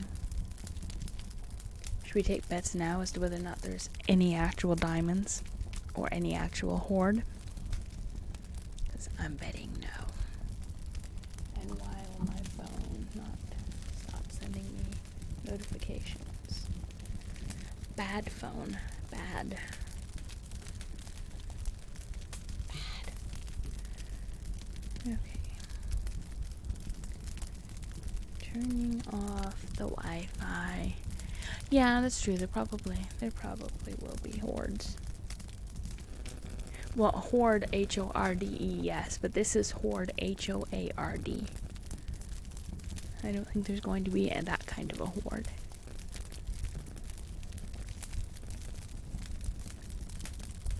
And I don't think there's gonna be diamonds. And god damn it, phone, why will you not cooperate? Okay, we've disconnected. Alrighty, so we're saying, yeah, the racism definitely committing, yeah. The racism will continue. There will be no diamonds. There may be hoards of one type or another. So.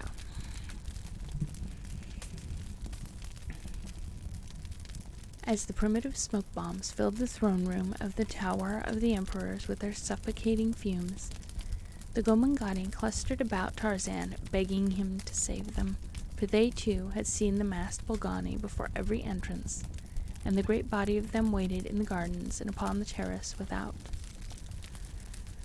"Wait a minute," said Tarzan, "until the smoke is thick enough to hide our movements from the Bolgani, and then we will rush the windows overlooking the terrace, for they are nearer the east gate than any other exit, and thus some of us will have a better chance for escape." Will someone get hoard? Probably Law. That's where my money is on that one. "I have a better plan," said the old man. "When the smoke conceals us, follow me.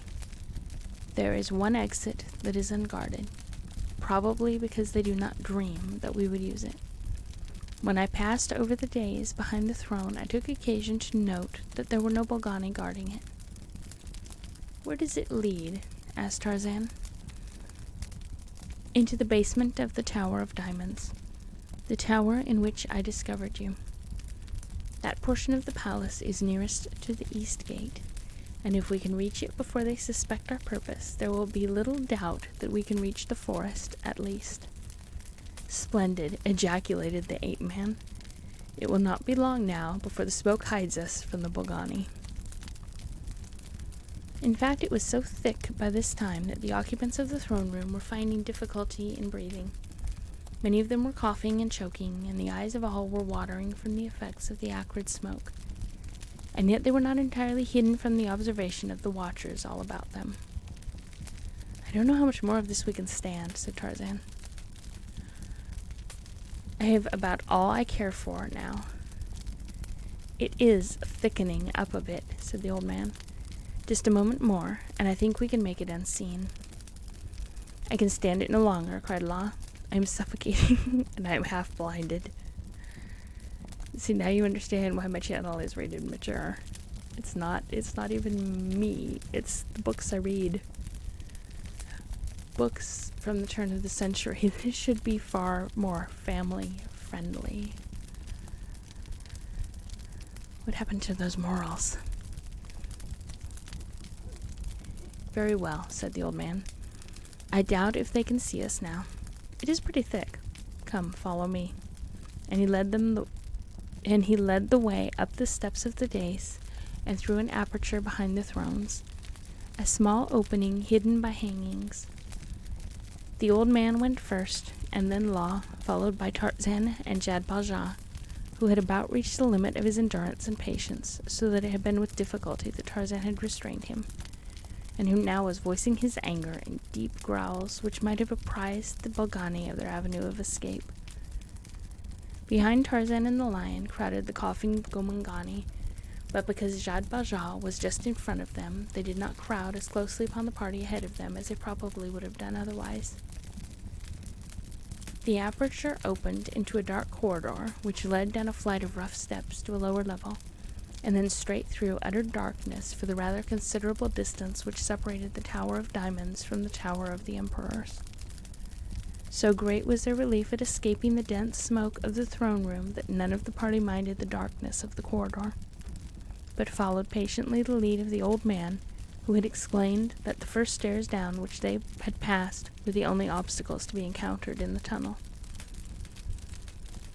At the corridor's end, the old man halted before a heavy door, which after considerable difficulty he managed to open. "Wait a minute," he said, "until I find a cresset and make a light." They heard him moving about beyond the doorway for a moment, and then a dim light flared, and presently the wick in a cresset flickered. In the dim rays, Tarzan saw before them a large rectangular chamber, the great size of which was only partially suggested in the wavering light of the cresset. "Get them all in," said the old man, and closed the door. And when that had been done, he called to Tarzan. "Come," he said. "Before we leave this chamber, I want to show you such a sight as no other human eyes have ever rested upon." He led him to the far side of the chamber where, in the light of the cresset, Tarzan saw tier after tier of shelves, upon which were stacked small sacks made of skins. The old man set the cresset upon one of the shelves, and taking a sack opened it, and spilled a portion of the contents into the palm of his hand. "Diamonds," he said. "Each of these packages weighs 5 pounds, and each contains diamonds. They have been accumulating them for countless ages, for they mine far more than they can use themselves. In their legends is the belief that someday the Atlanteans will return, and they can sell the diamonds to them. And so they continue to mine them and store them as though there was a constant and ready market for them. Here, take one of the bags with you," he said. He handed one to Tarzan and another to La. "I do not believe that we shall ever leave the valley alive, but we might," and he took a third bag for himself. From the diamond vault, the old man led them up a primitive ladder to the floor above, and quickly to the main entrance of the tower.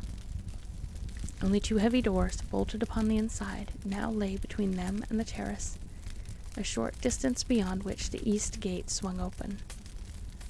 The old man was about to open the doors when Tarzan stopped him. "Wait a moment," he said, "until the rest of the Gomangani come. It takes them some time to ascend the ladder. When they are all here behind us, swing the doors open, and you and La, with this 10 or a dozen Gomangani that are immediately around us, make a break for the gate. The rest of us will bring up the rear and hold the Bolgani off in case they attack us. Get ready," he added a moment later. "I think they are all up." Carefully, Tarzan explained to the Gomangani the plan he had in mind, and then turned to the old man. He commanded, "Now." The bolt slipped, the doors swung open, and simultaneously the entire party started at a run towards the east gate. The Bolgani, who were still massed about the throne room, were not aware that their victims had eluded them until Tarzan, bringing up the rear with Jad Bajah, was passing through the east gate. Then the Bolgani discovered him, and immediately set up a hue and cry that brought several hundred of them on a mad run in pursuit. "Here they come," cried Tarzan to the others. "Make a run of it, straight down the valley towards Oparla." "And you?" demanded the young woman. "I shall remain a moment with the Gomangani and attempt to punish these fellows." Law stopped in her tracks. "I shall not go a step without you, Tarzan of the Apes," she said. "Too great already are the risks you have taken for me. No, I shall not go without you."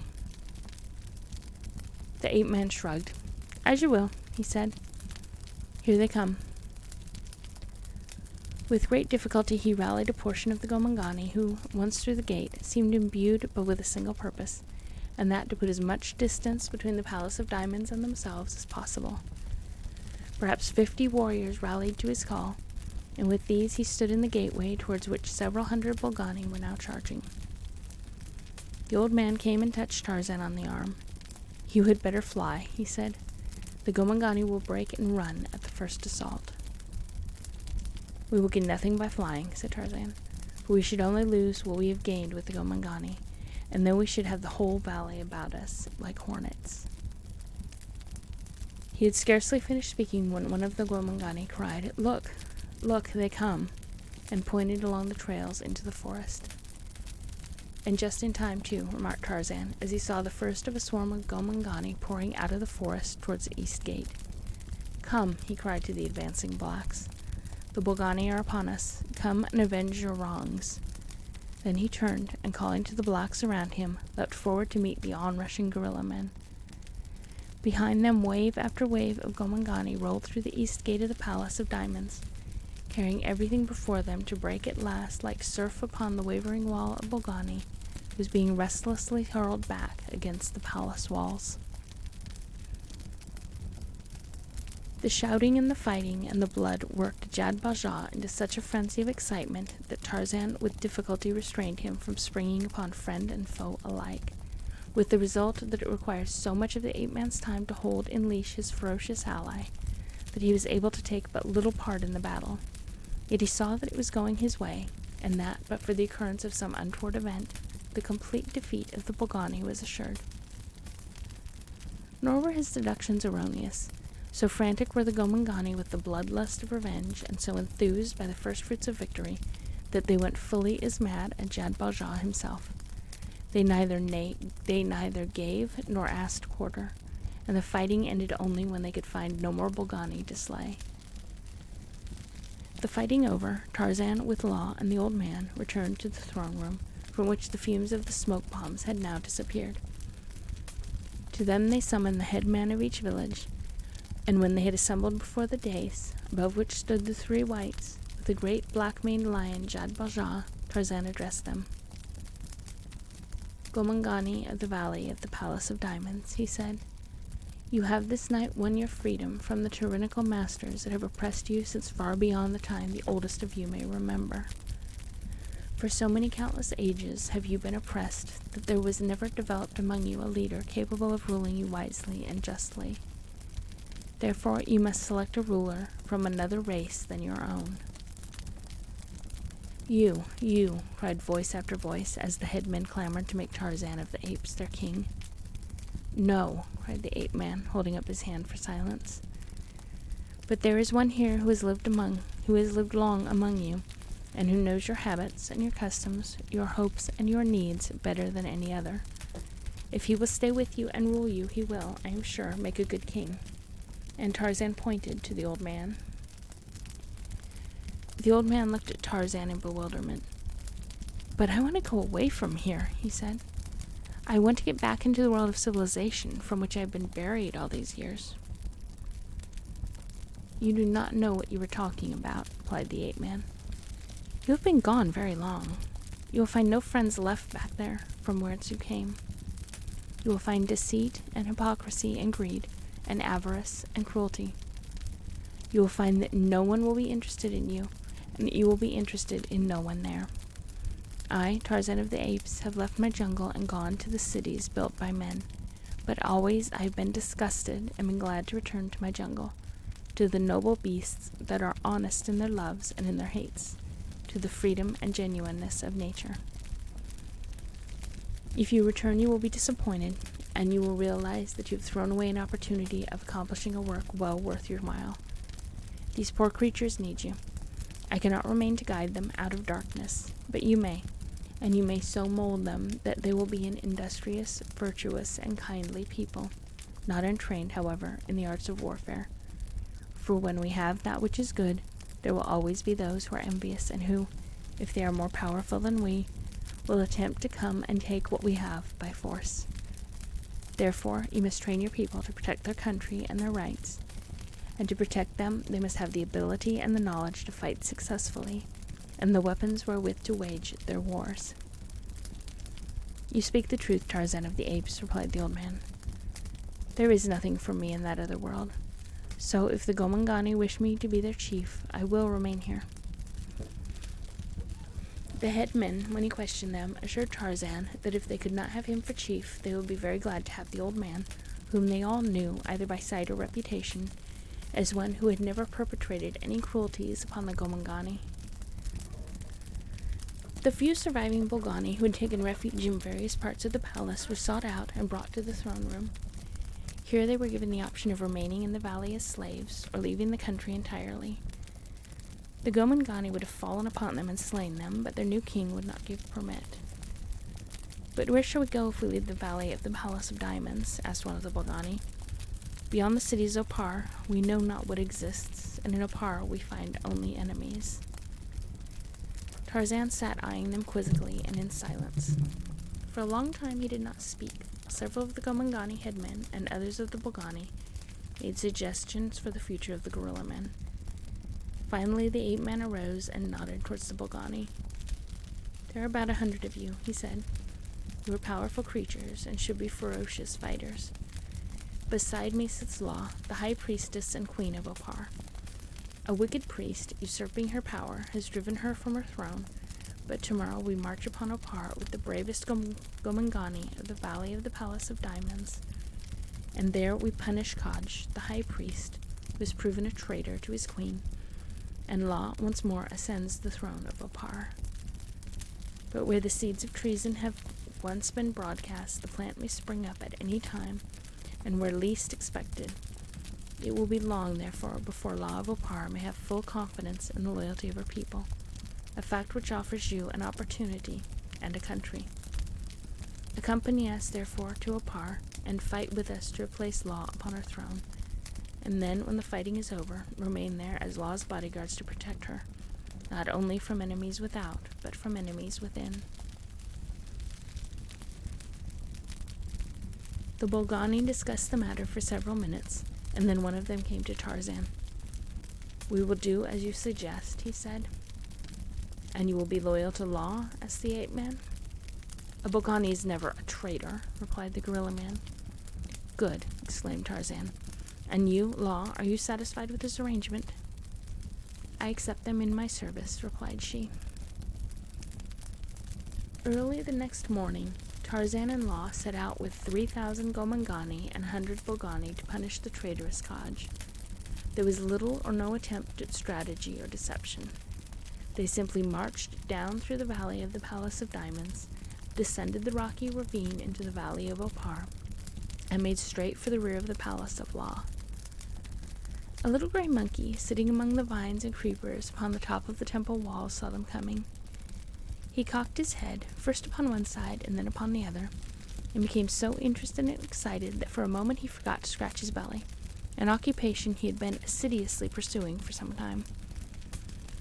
The closer the column approached, the more excited became Manu the monkey, and when he realized vaguely the great numbers of the Gomangani, he was fairly beside himself. But the last straw that sent him scampering madly back to the Palace of Opar was the sight of the Bolgani. the ogres of his little world. Kaj was in the courtyard of the inner temple, where at sunrise he had performed a sacrifice to the flaming god. With Kaj were a number of the lesser priests, and Oa and her priestesses. That there was dissension among them was evident by the scowling faces fully as much as by the words which O directed at Kaj. "Once again you have gone too far, Kaj," she cried bitterly. "Only may the high priestess of the flaming god perform the act of sacrifice. Yet again and again do you persist in defiling the sacred knife with your unworthy hand." "Silence, woman," growled the high priest. "I am Kaj, king of Opar, high priest of the flaming god.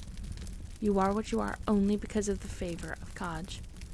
Try not my patience too far, or you shall indeed know the feel of the sacred knife." There could be no mistaking the sinister menace in his words.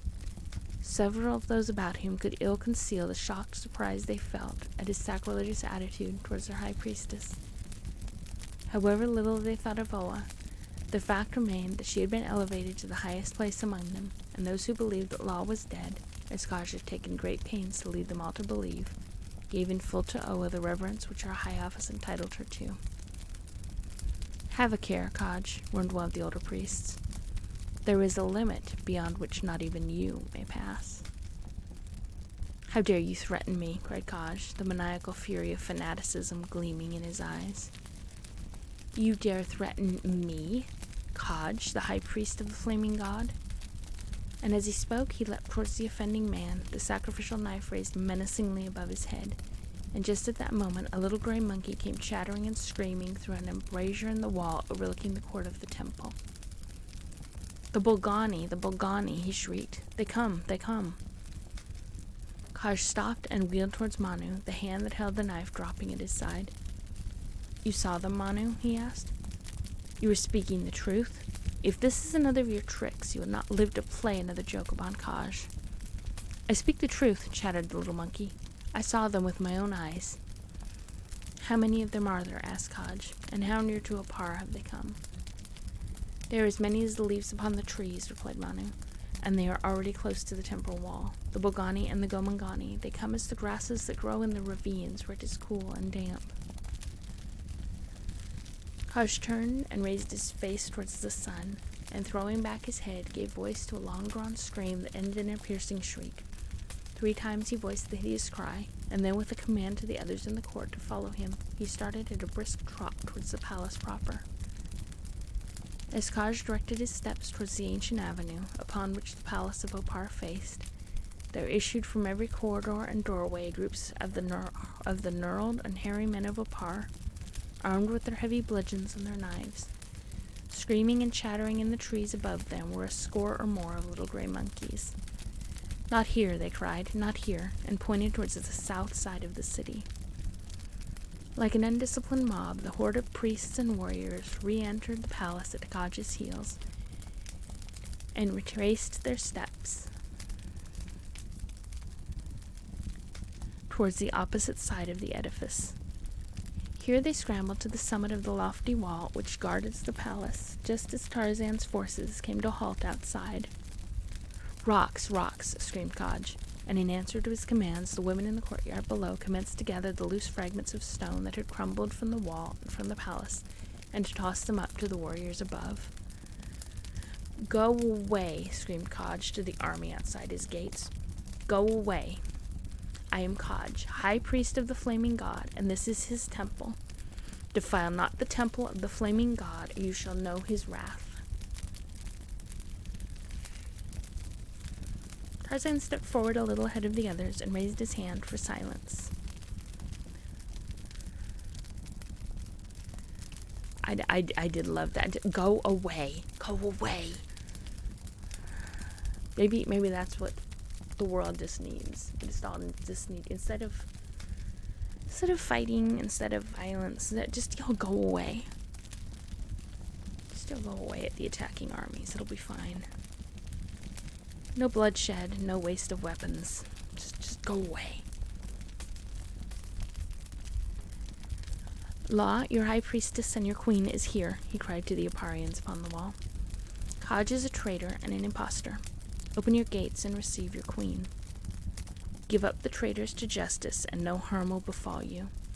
But refuse law entry to our city, and we shall take by force and with bloodshed that which belongs to law rightfully." As he ceased speaking, Law stepped to his side that all her people might see her, and immediately there were scattering cries for Law and a voice or two raised against Kaj. Evidently realizing that it would not take much to turn the scale against him, Kaj shrieked to his men to attack and simultaneously launched a stone at Tarzan. Only the wondrous agility that he possessed saved the ape-man, and the missile passed by, striking a Gomangani over the heart, felled him. Instantly a shower of missiles fell upon them, and then Tarzan called to his followers to charge. Roaring and growling, the Bolingani and the Gomangani leapt forward to the attack. Cat-like, they ran up the rough wall in the face of the menacing bludgeons above. Tarzan, who had chosen Kaj as his objective, was among the first to reach the summit. A hairy, crooked warrior struck at him with a bludgeon, and hanging to the summit of the wall with one hand, Tarzan caught the weapon in the other hand and wrestled it from his assailant. At the same time, he saw Kaj turn and disappear into the courtyard beyond. Then Tarzan drew himself to the top, where he was immediately engaged by two other warriors of Opar. With the weapon he had wrested from their fellow, he knocked them to right and left. So great an advantage his great height and strength gave him over them, and then, remembering only that Kaj, who was the ringleader of the revolt against law, must not be permitted to escape, Tarzan leapt to the pavement below just as the high priest disappeared through an archway at the opposite end of the courtyard. Some priests and priestesses sought to impede his progress. Seizing one of the former by the ankles, he swung the body in circles about him, clearing his own pathway as he ran for the opposite end of the courtyard. And there he halted, and wheeled, and putting all the strength of his great muscles into the effort, he swung the body of the priest once more and hurled it back into the faces of his pursuers. Without waiting to note the effect of his act, he turned again and continued in pursuit of Kaj. The fellow kept always just ahead of him, because Kaj knew his way through the labyrinthian mazes of the palace and temple and courtyards better than Tarzan. That the trail was leading towards the inner courts of the temple, Tarzan was convinced. There Kaj would find easy ingress to the pits beneath the palace, and a new hiding place from which it would be difficult to dislodge him. So numerous and winding were the dark subterranean tunnels, and so Tarzan put forth every effort to reach the sacrificial court in time to prevent Kaj from gaining the comparative safety of the underground passages. But as he finally leapt through the doorway into the court, a noose cunningly laid closed about one of his ankles, and he was hurled heavily to the ground. Almost instantly, a number of the crooked little men of Opar leapt upon him, where he lay, half stunned by the fall, and before he had fully regained his faculties, they had trussed him securely. Hello, Joshimitsu. Can we call you Josh? It's good to have you here. We're always happy to welcome new people to the fire. So thank you for joining us.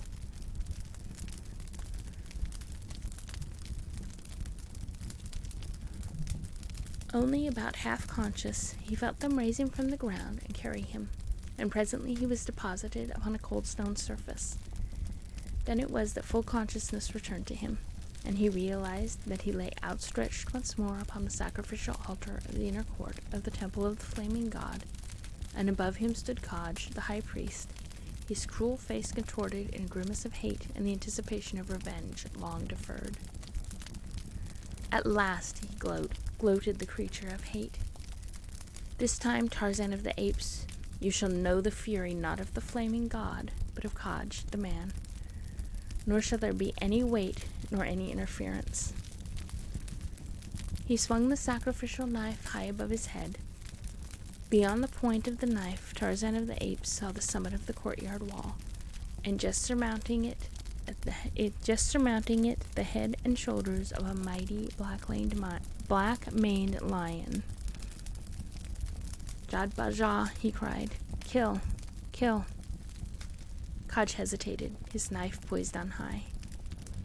He saw the direction of the ape-man's eyes and followed them, and in that instant the golden lion leapt to the pavement, and with two mighty bounds was upon the high priest of Opar. The knife clattered to the floor, and the great jaws closed upon the horrid face. The lesser priests who had seized Tarzan and who had remained to witness his death at the hands of Kaj had fled screaming from the court at the instant that the golden lion had leapt upon their master. And now Tarzan and Jad Valjean and the corpse of Kaj were the sole occupants of the sacrificial courtyard of the temple. "Come, Jad Valjean," commanded Tarzan. "Let no one harm Tarzan of the Apes." An hour later, the victorious forces of law were overrunning the ancient palace and temples of Opar. The priests and warriors who had not been killed had quickly surrendered and acknowledged Law as their queen and high priestess. And now, at Law's command, the city was being searched for Tarzan and Kaj. It was thus that Law herself, leading a searching party, entered the sacrificial courtyard. The sight that met her eyes brought her to a sudden halt, for there, bound upon the altar, lay Tarzan of the Apes, and standing above him, his snarling face and gleaming eyes glaring directly at her, was Jad Valjean, the golden lion. "Tarzan," shrieked Law, taking a step towards the altar. "Kaj has had his way at last. God of my fathers, have pity on me.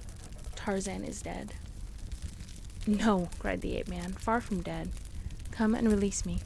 I'm only bound, but had it not been for Jad Valjean, I had been dead beneath your sacrificial knife." Sacrificial knife. "Thank God," cried Law, and started to approach the altar, but paused before the menacing attitude of the growling lion. "Down," cried Tarzan. "Let her approach." And Jad Valjean lay down beside his master and stretched his whiskered chin across the ape-man's chest. Law came then and picked up the sacrificial knife, cut the bonds that held the lord of the jungle captive, and then she saw beyond the altar the corpse of Kaj. "Your worst enemy is dead," said Tarzan, "and for his death you may thank Jad Valjean, as I thank him for my life. You should rule now in peace and happiness and in friendship with the people of the valley of the Palace of Diamonds." That night, Tarzan and the Bolgani and the headmen of the Gomangani and the priests and priestesses of Opar sat in the great banquet hall of the Palace of Opar as the guests of Law, the queen, and ate from the golden platters of the ancient Atlanteans, platters that had been fashioned on a continent that exists today only in the legends of antiquity. And the following morning, Tarzan and Jad Valjean set forth upon their return journey to the land of the Waziri and home. So that's the end of that chapter. Not as much racism. Very, very, very enjoying the not racism. Turns out there were diamonds. There were hoards. There was no whoring. So we were wrong on both counts, kids.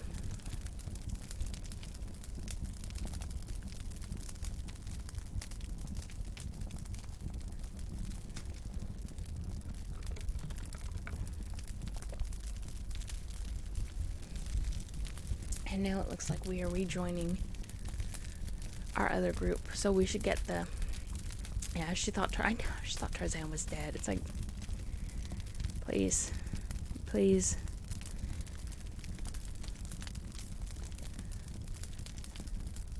Hi, Perry. How are you? It is good to see you here. I hope that you are doing well. We are getting through this story, though I have a feeling the casual racism is about to return. Be casual or not so casual, and that's okay. We just read carefully.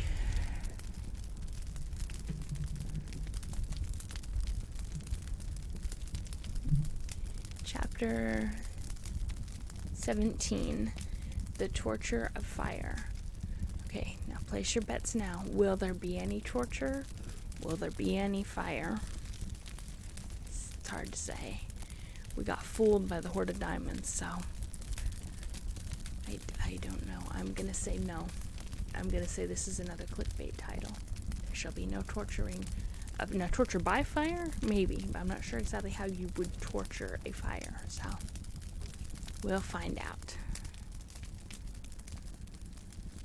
Flora Hawks and her 4 confederates, pursued by Louvini and his 200 warriors, stumbled through the darkness of the jungle night.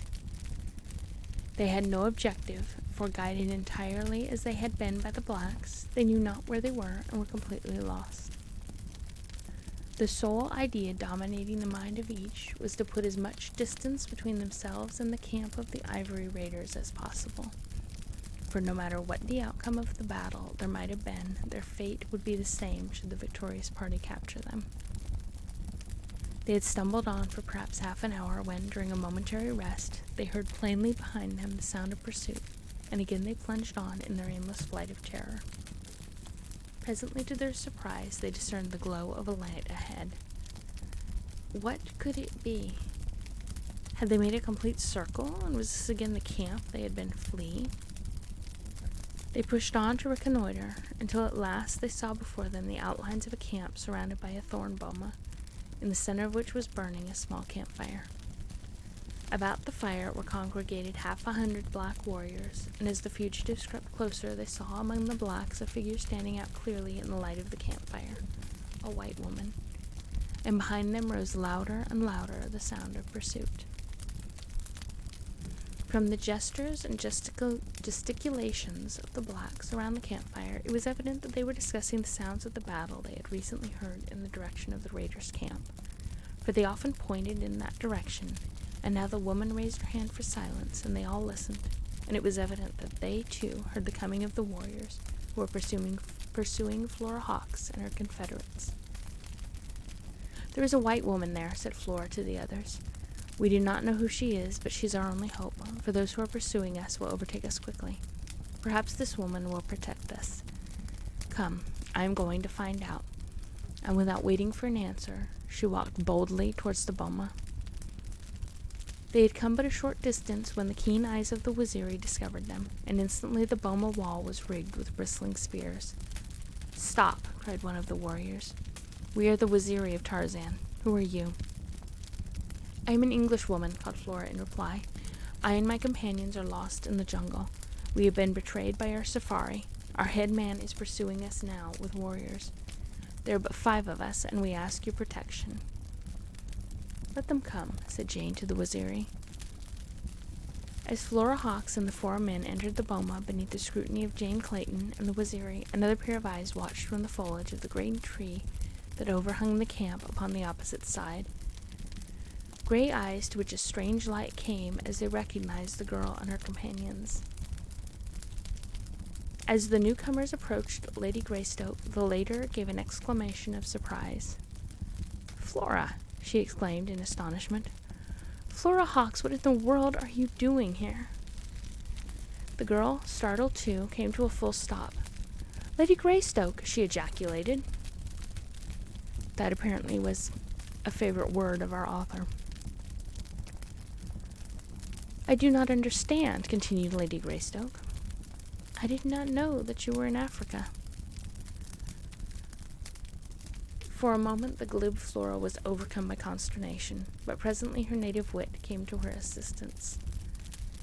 "I'm here with Mr. Bloober and his friends," she said, "who came to make scientific researches and brought me along because I had been to Africa with you and Lord Greystoke, and knew something of the manners and customs of the country.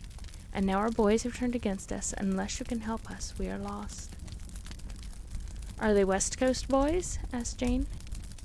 "Yes," replied Flora. "I think my Waziri can handle them. How many of them are there?" "About 200, said Krasky. Lady Greystoke shook her head. "The odds are pretty heavy," she commented, and then she called to Wasula, who was in charge. "There are 200 West Coast boys coming after these people," she said. "We shall have to fight to defend them." "We are Waziri," replied Ursula simply, and a moment later the van of Lavini's forces broke into view at the outer rim of the campfire's reach. At sight of the glistening warriors ready to receive them, the West Coast boys halted. Lavini, taking in the inferior numbers of the enemy at a glance, stepped forward a few paces ahead of his men and commenced to shout taunts and insults, demanding the return of the whites to him. He accompanied his words with fantastic and grotesque steps, at the same time waving his rifle and shaking his fist. Presently his followers took up the refrain until the whole band of 200 was shrieking and yelling and threatening. The while they leaped up and down as they worked themselves into a frenzy of excitement that would impart to them the courage necessary for the initiating of a charge. The Waziri behind the boma wall, schooled and disciplined by Tarzan of the Apes, had long since discarded the fantastic overture to battle so dear to the hearts of other warlike tribes, and instead stood stolid and grim, awaiting the coming of the foe. "They have a number of rifles," commented Lady Greystoke. "That looks rather bad for us." "There are not over half a dozen who can hit anything with their rifles," said Krasky. "You men are all armed. Take your places among my Waziri. Warn your men to go away and leave us alone. Do not fire until they attack, but at the first overt act, commence firing and keep it up. There is nothing that so discourages a West Coast black as the rifle fire of white men. Flora and I will remain at the back of the camp, near that large tree." She spoke authoritatively, as one who is accustomed to command and knows whereof she speaks. The men obeyed her, even Bloober, though he trembled pitiably as he moved forward to take his place in the front ranks among the Waziri. Their movements in the light of the campfire were all plainly discernible to Lavinia, and also to that other who watched from the foliage of the tree beneath which Jane Clayton and Flora Hawkes took refuge. Lavinia had not come to fight. He had come to capture Flora Hawkes. He turned to his men. "There are only 50 of them," he said. "We can kill them easily, but we did not come to make war. We came to get the white girl back again. Stay here and make a great show against those sons of jackals. Keep them always looking at you. Advance a little and then fall back again, and while you are thus keeping their attention attracted in this direction, I will take 50 men and go to the rear of their camp and get the white girl. And when I have her, I will send word to you, and immediately you can return to the village, where, behind the palisade, we shall be safe against attack." Now this plan well suited the West Coast blacks, who had no stomach for the battle looming so imminent, and so they danced and yelled and menaced more vociferously. I don't know why that word was so hard. They danced and yelled and menaced more vociferously than before, for they felt they were doing it all with perfect impunity, since presently they should retire after a bloodless victory to the safety of their palisade. As Lavinia, making a detour, crept through the concealment of the dense jungles to the rear of the camp, while the din of the West Coast blacks arose to almost deafening proportions, there dropped suddenly to the ground, before the two white women from the tree above them, the figure of a white giant, naked except for loincloth and leopard skin, his godlike contour picked out by flickering light of the beast fire. "John," exclaimed Lady Greystoke, "thank God it is you." "Shh," cautioned the white giant, placing a forefinger to his lips, and then suddenly he wheeled upon Flora Hawkes. "It is you I want," he cried, and seizing the girl he threw her lightly across his shoulders, and before Lady Greystoke could interfere, before she half realized what had occurred, he had lightly leapt the protecting boma in the rear of the camp and disappeared into the jungle beyond.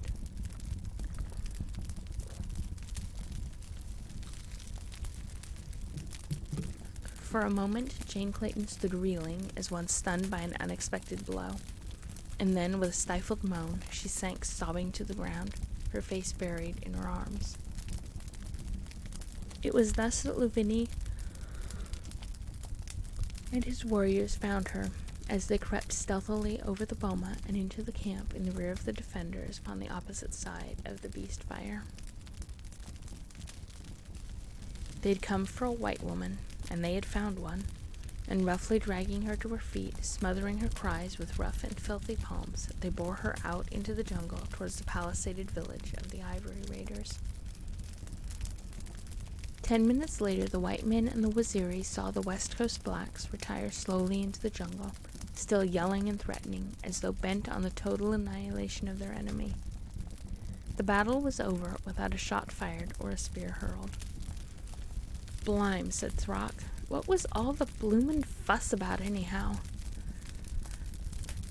I thought they were going to heat us up, and the blighters never done nothing but yell, and 'ere we are, and that's that."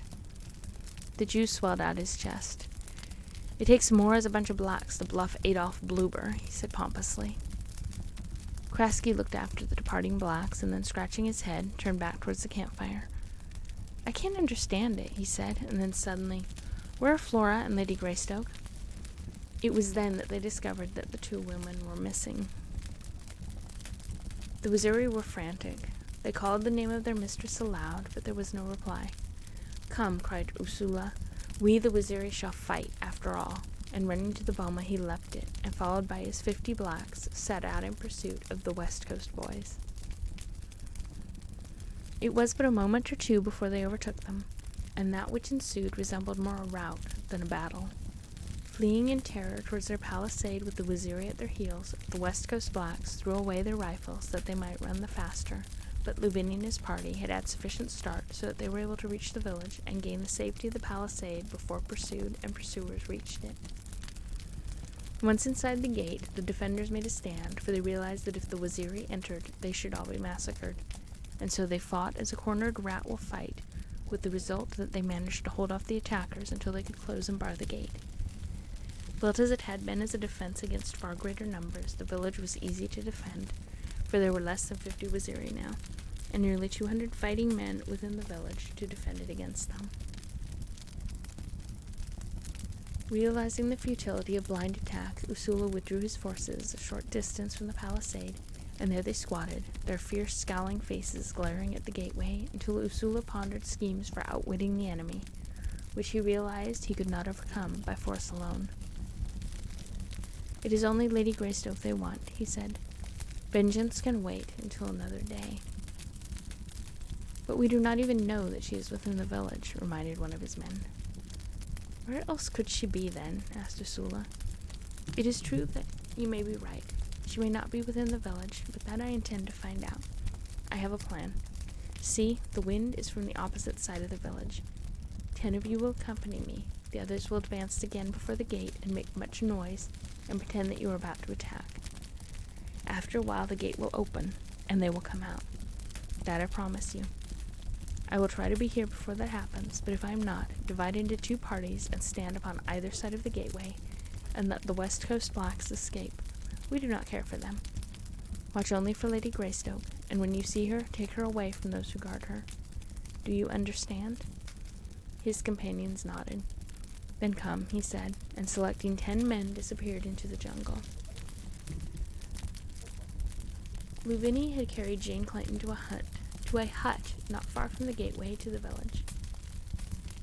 Here he had bound her securely and tied her to a stake, still believing that she was Flora Hawkes. And then he left her to hurry back towards the gate that he might take command of his forces in defense of the village. So rapidly had the events of the past hour transpired that Jane Clayton was still half dazed from the series of shocks that she had been called upon to endure. Dwarfing to nothingness the menace of her present position was the remembrance that her Tarzan had deserted her in her hour of need, and carried off into the jungle another woman. Not even the remembrance of what Ursula had told her concerning the accident that Tarzan had sustained, and which had supposedly again affected his memory, could reconcile her to the brutality of his desertion, and now she lay face down in the filth of the Arab hut, sobbing as she had not for many years. As she lay there torn by grief, Ursula and his 10 crept stealthily and silently around the outside of the palisade to the rear of the village.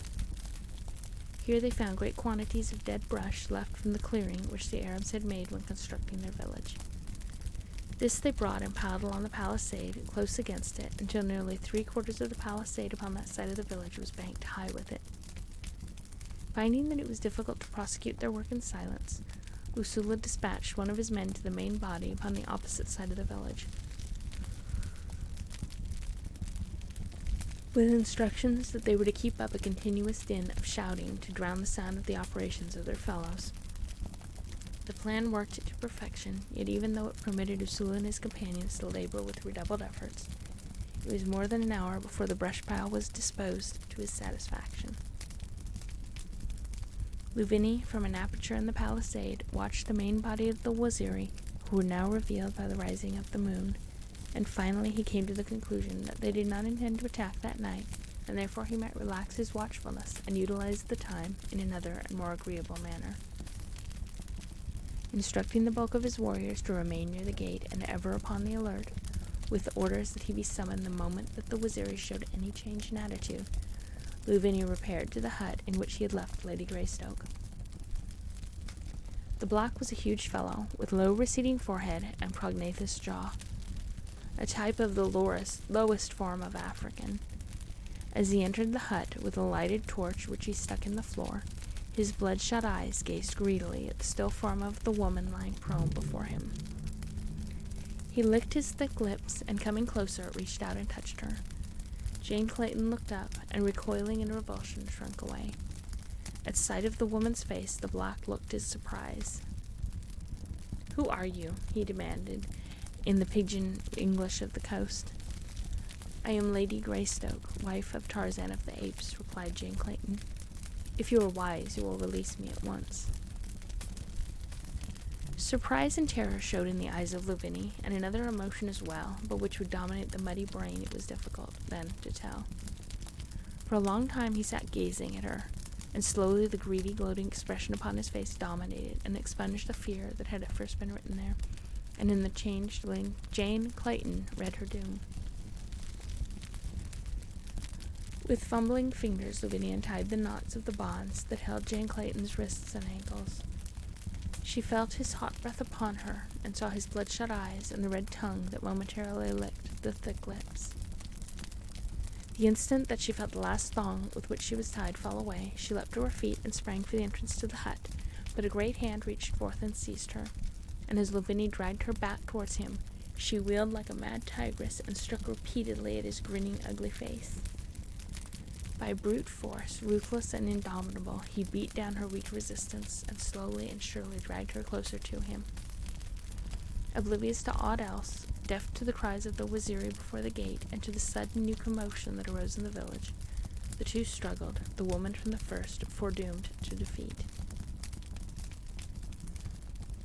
Against the rear palisade, Ursula had already been burning torches to his brush pile at half a dozen different places.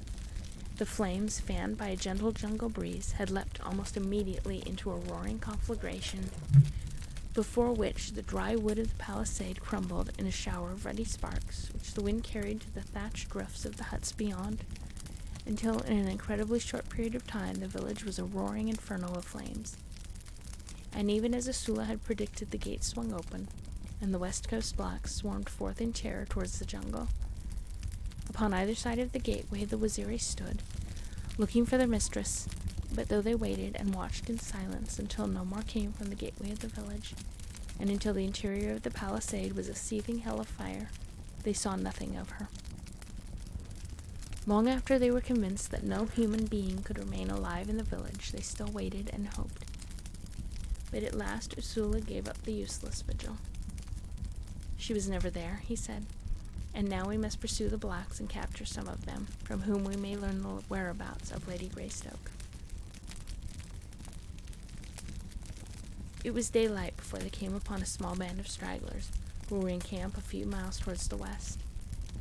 These they quickly surrounded, winning their immediate surrender by promise of immunity in the event that they would answer truthfully the questions that Ursula should propound. "Where is Lavinia?" demanded Ursula, who had learned the name of the leader of the West Coast boys from the Europeans the evening before. "We do not know. We have not seen him since we left the village," replied one of the blacks. "We were some of the slaves of the Arabs, and when we escaped the palisade last night we ran away from the others, for we thought we should be safer alone than with Lavinia, who is even crueler than the Arabs." "Did you see the white woman that he brought to the camp last night?" demanded Ursula. "He brought but one white woman," replied the other. "What did he do with her? Where is she now?" asked Ursula. "I do not know. When he brought her, he bound her hand and foot and put her in the hut that he occupied near the village gate. We have not seen her since." Ursula turned and looked at his companions. A great fear was in his eyes, a fear that reflected in the countenances of others. "Come," he said, "we shall return to the village. And if you will go with us," he added, addressing the West Coast blacks, "and if you have lied to us," he made a significant movement with his forefinger across his throat. "We have not lied to you," replied the others. Quickly they retraced their steps towards the ruins of the Arab village, nothing of which was left save a few piles of smoldering embers. "Where was the hut in which the white woman was confined?" demanded Ursula as they entered the smoking ruins. "Here," said one of the blacks, and walked quickly a few paces beyond what had been the village's gateway. Suddenly he halted and pointed at something that lay upon the ground. "There," he said, "is the white woman you seek." Ursula and the others pressed forward. Rage and grief contended for mastery of them as they beheld lying before them the charred remnants of a human body.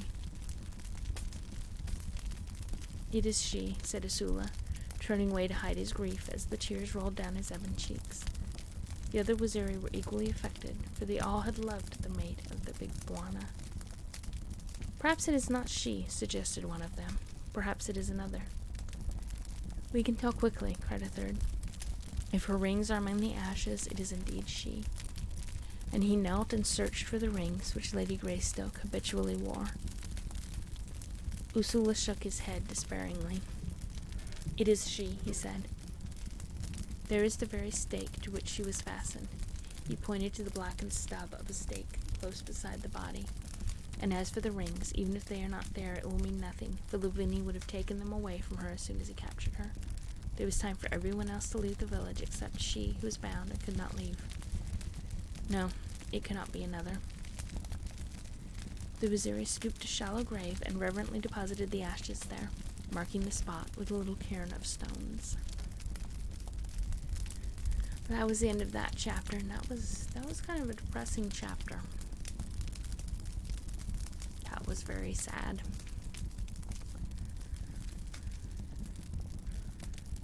Chapter 18, The Spore of Revenge. I can't even imagine what that could mean.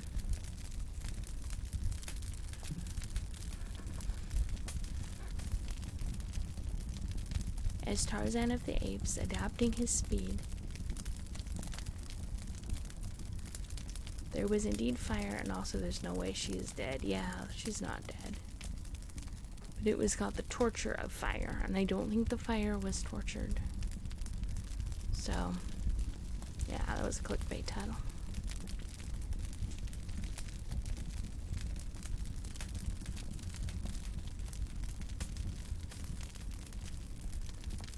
The Tracks of Revenge.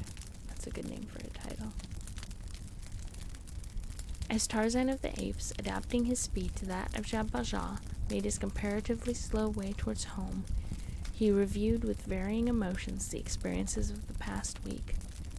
While he had been unsuccessful in raiding the treasure vaults of Opar, the sack of diamonds which he carried compensated several-fold for this miscarriage of his plans.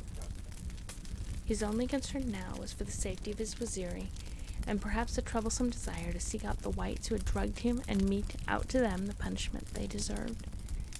In view, however, of his greater desire to return home, he decided to make no effort at apprehending them for the time being, at least. Hunting together, feeding together, and sleeping together, the man and the great lion trod the savage jungle trails towards home. Yesterday they shared the meat of Bara, the deer. Today they feasted upon the carcass of Horda, the boar, and between them there was little chance that either would go hungry. They had come within a day's march of the bungalow when Tarzan discovered the spoor of a considerable body of warriors. As some men devour the latest stock market quotations as though their very existence depended upon an accurate knowledge of them, so Tarzan of the Apes devoured every scrap of information that the jungle held for him, for, in truth, an accurate knowledge of all that this information could impart to him had been during his lifetime a sine qua non to his existence. So now he carefully examined the spoor that lay before him, several days old though it was, and partially obliterated by the passage of beasts since it had been made, but yet legible enough to the keen eyes and nostrils of the ape-man. His partial indifference suddenly gave way to keen interest, for among the footprints of the great warrior he saw now and again the smaller one of a white woman, a loved footprint that he knew as well as you know your mother's face. The Waziri returned and told her that I was missing, he soliloquied, and now she set out with them to search for me. He turned to the lion. Well, Jabba, once again we turn away from home. But no, where she is home. The direction the trail led rather mystified Tarzan of the Apes, as it was not along the direct route towards Opar, but in a rather more southerly direction. On the 6th day, his keen ears caught the sound of approaching men, and presently there was wafted to his nostrils the spoor of blacks. Sending Jean Valjean into a thicket to hide, Tarzan took to the trees and moved rapidly in the direction of the approaching blacks. As the distance between them lessened, the scent became stronger, until even before he saw them, Tarzan knew that they were Waziri, but the one effluvium that would have filled his soul with happiness was lacking. It was a surprised Ursula who, at the head of the sad and dejected Waziri, came at the turning of the trail suddenly face to face with his master. "Tarzan of the Apes!" cried Ursula. "Is it indeed you?" "It is none other," replied the ape-man. "But where is Lady Greystoke?" "Ah, master, how can we tell you?" cried Ursula. "You do not mean," cried Tarzan. "It cannot be. Nothing could happen to her while she was guarded by my Waziri." The warriors hung their heads in shame and sorrow. "We offer our lives for hers," said Ursula simply. He threw down his spear and shield and stretched his arms wide apart, bared his great breast to Tarzan. "Strike, Bwana," he said. The ape-man turned away with bowed head. Presently he looked at Ursula again. "Tell me how it happened," he said, "and forget your foolish speech as I have forgotten the suggestion which prompted it." Briefly Ursula narrated the events which had led up to the death of Jane, and when he was done, Tarzan of the Apes spoke but 3 words, voicing a question that was typical of him. "Where is Louvini?" he asked. "Ah, that we do not know," replied Ursula. "But I shall know," said Tarzan of the Apes. "Go upon your way, my children, back to the huts and your women and your children, and when next you see Tarzan of the Apes, you will know that Louvini is dead."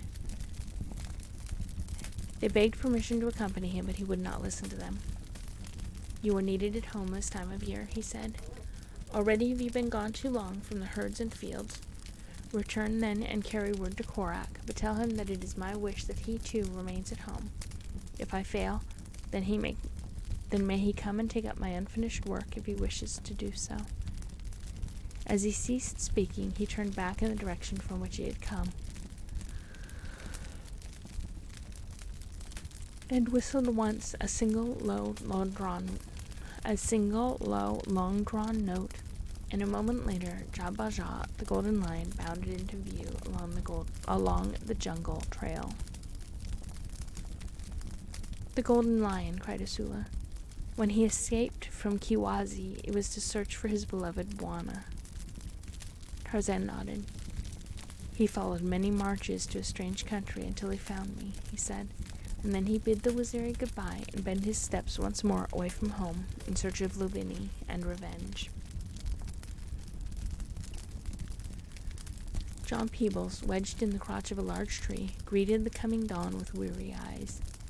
Near him was Dick Throck, similarly braced in another crotch, while Krasky, more intelligent and therefore possessing more inventive genius, had rigged a small platform of branches across 2 parallel boughs, upon which he lay in comparative comfort. 10 feet above him Bloober swung, half exhausted and wholly terrified, to a smaller branch, supported in something that approximated safety by a fork of the branch to which he clung. "Gord," groaned Peebles, "I let the bloody lions have me before I spend another such a night in this, and there we are, and that's that." "And blime too," said Throck. "I sleeps on the ground after this, lions or no lions." "If the combined intelligence of the 3 of you is equal to that of a walrus," remarked Krasky, "we might have slept in comparative safety and comfort last night on the ground." "Hey there, Bloober, Mr. Kraskin is speaking to you," called Peebles in fine sarcasm, accenting the Mr. "Oi, I don't care what nobody says," moaned Bloober. "He wants us to build a house for him every night," continues Peebles, "while he stands about and tells us bloomin' how to do it, and him, being a fine gentleman, don't do no work." "Why should I do any work with my hands when you 2 big beasts haven't got anything else to work with?" said Krasky. "You would all have starved by this time if I hadn't found food for you, and you'll be lion meat in the end, or die of exhaustion if you don't listen to me. Not that it would be much loss." The others paid no attention to this last sally. As a matter of fact, they'd all been quarreling so much for such a long time that they really paid little attention to one another. With the exception of Peebles and Throck, they all hated one another cordially, and only clung together because they were afraid to separate. Slowly, Peebles lowered his bulk to the ground. Throck followed him, and then came Krasky, and then finally Bloober, who stood for a moment in silence, looking down at his disreputable clothing. "Mein Gott," he exclaimed at last, "look at me. This suit, for it cost me 20 guineas, look at it. Ruined. Ruined. It wouldn't bring 1 penny in the pound." "The hell with your clothes," exclaimed Krasky. "Here we are, lost, half-starved, constantly menaced by wild animals, and maybe, for all we know, by cannibals, with Flora missing in the jungle, and you can stand there and talk about your 20-guinea suit. You make me tired, Bloober. But come on, we may as well be moving."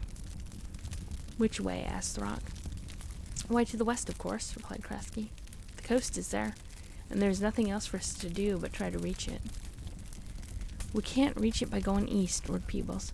"And there we are, and that's that." "Who said we could?" demanded Krasky.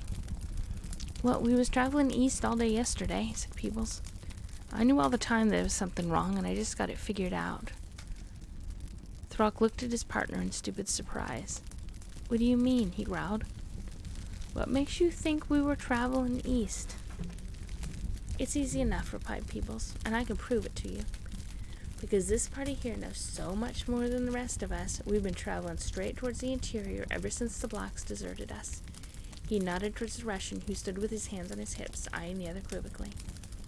"If you think I'm taking you in the wrong direction, Peebles," said Krasky, "you just turn around and go the other way. But I'm going to keep on the way we've been going, which is the right way." "It ain't the right way," retorted Peebles, "and I'll show yer. Listen here, when you travel west, the sun is at your left side, isn't it? That is, all during the middle of the day. Well, ever since we've been traveling without the blacks, the sun has been on our right. I thought all the time there was something wrong, but I could never figure it out until just now.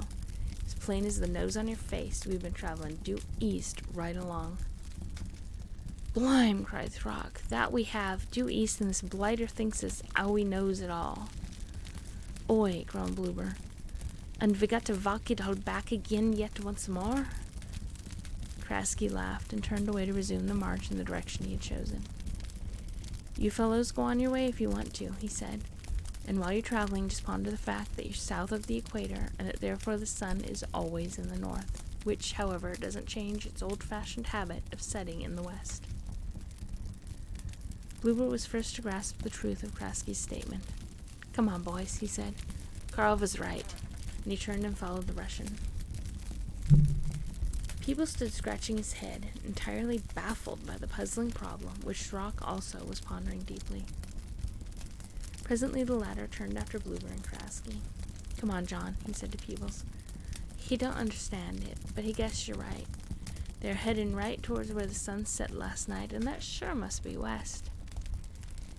His theory tottering, Peebles followed Throck, though he remained unconvinced. The four men, hungry and footsore, had dragged their weary way along the jungle trail toward the west for several hours in vain search of game. Unschooled in jungle craft, they blundered on. There might have been on every hand fierce carnivore or savage warriors, but so dull are the perceptive faculties of civilized men, the most blatant foe might have stalked them unperceived. And so it was that shortly after noon, as they were crossing a small clearing, the zip of an arrow that barely missed Bloober's head brought them to a sudden, terrified halt. With a shrill scream of terror, the Jew crumpled to the ground. Krasky threw his rifle to his shoulder and fired. "There," he cried, "behind those bushes," and then another arrow from another direction pierced his forearm. Peebles and Throck, beefy and cumbersome, got into action with less celerity than the Russian, but, like him, they showed no indication of fear. "Down," cried Krasky, suiting the action to the word. "Lie down and let them have it." Scarcely had the three men dropped among the long grass when a score of pygmy hunters came into the open, and a volley of arrows whizzed above the prone men, while from a nearby tree 2 steel-gray eyes looked down upon the ambush. Bluebird lay upon his belly, with his face buried in his arms, his useless rifle lying at his side. But Krasky, Peebles, and Throck, fighting for their lives, pumped lead into the band of yelling pygmies. Krasky and Peebles each dropped a native with his rifle, and then the foe withdrew into the concealing safety of the surrounding jungle. For a moment there was a cessation of hostilities. Utter silence reigned, and then a voice broke the quiet from the verdure of a nearby forest giant. "Do not fire until I tell you to," it said in English, "and I will save you." Bluebird raised his head. Come quick, he cried. "We will not shoot. Save me, and I give you 5 pounds. From the tree from which the voice had issued, there came a single, low, long-drawn, whistled note, and then silence for a time. The pygmies, momentarily surprised by the mysterious voice emanating from the foliage of a tree, ceased their activities, but presently, hearing nothing to arouse their fear,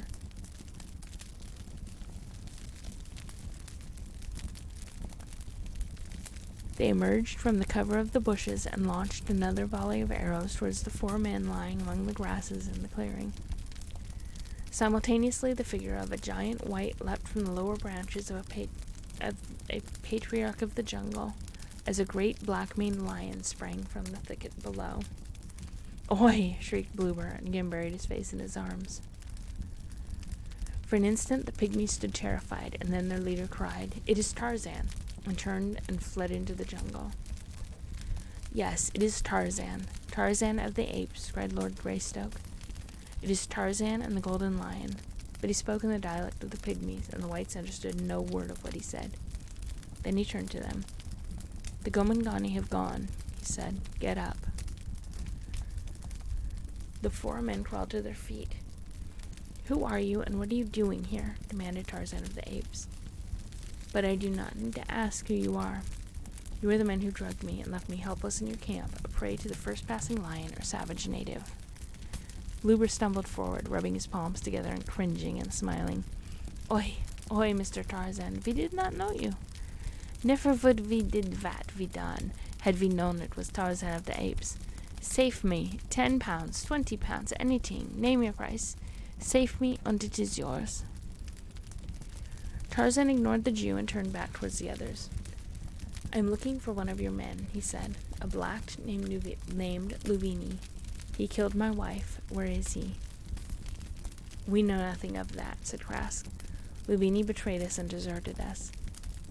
Your wife and another white woman were in our camp at the time.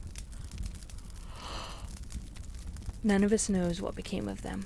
They were behind us when we took our post to defend the camp from our men and the slaves of the Arabs. Your Waziri were there. After the enemy had withdrawn, we found that the 2 women had disappeared. We do not know what became of them. We are looking for them now. Mr. Waziri told me, my Waziri told me as much," said Tarzan. "But have you seen aught of Luvini since?" "No, we have not," replied Krasky. "What are you doing here?" demanded Tarzan.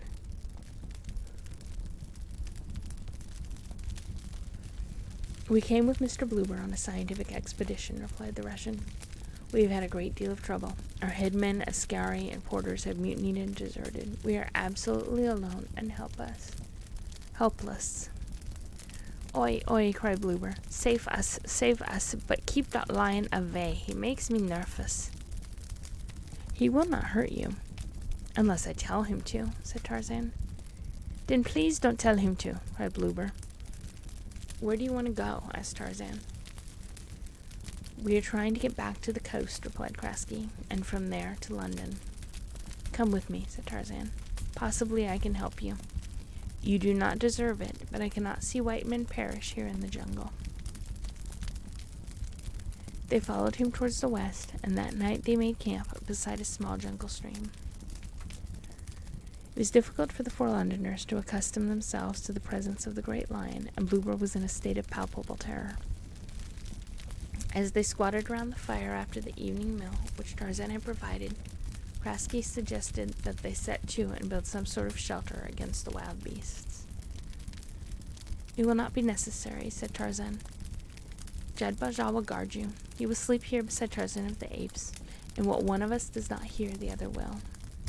Pluber sighed. "Mein Gott," he cried. "I should give 10 pounds for 1 night's sleep." "You may have it tonight for less than that," replied Tarzan. "For nothing shall befall you while Jad Bajal and I are here." "Well, then, I think I say good night," said the Jew, and moving a few paces away from the fire, he curled up and was soon asleep. The Rock and Peebles followed suit, and shortly after Krasky too.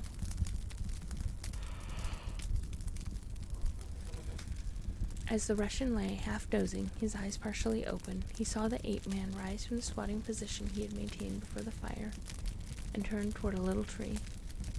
As he did so, something fell from beneath his loincloth, a little sack made of hides, a little sack bulging with its contents. Krasky, thoroughly awakened now, watched it as the ape-man moved off a short distance, accompanied by Jad Bajal, and lay down to sleep. The great lion curled beside the prostrate man, and presently the Russian was assured that both slept. Immediately he commenced crawling, stealthily and slowly, towards the little package lying beside the fire. With each forward move that he made, he paused and looked at the recumbent figures of the 2 ferocious beasts before him, but both slept on peacefully. At last the Russian could reach out and grasp the sack, and drawing it toward him, he stuffed it quickly inside his shirt. Then he turned and crawled slowly and carefully back to his place beyond the fire. There, lying with his head upon his arm, as though in profound slumber, he felt carefully the sack with the fingers of his left hand. "They feel like pebbles," he muttered to himself, "and doubtless that is what they are, for the barbaric ornamentation of this savage barbarian who is a peer of England. It does not seem possible that this wild beast has sat in the House of Lords." Noiselessly, Krasky undid the knot which held the mouth of the sack closed, and a moment later he let a portion of the contents trickle forth into his open palm. "My God," he cried, "diamonds!" Greedily he poured them all out and gloated over them. Great scintillating stones of the first water, 5 pounds of pure white diamond, representing so fabulous a fortune that the very contemplation of it staggered the Russian. "My God," he repeated, "the wealth of Croesus in my own hand." Quickly he gathered up the stones and replaced them in the sack, always with one eye upon Tarzan and Jad Bajal, but neither stirred, and presently he had returned them all to the pouch and slipped the package inside his shirt. "Tomorrow," he muttered, "tomorrow. Would to God that I had the nerve to attempt it tonight."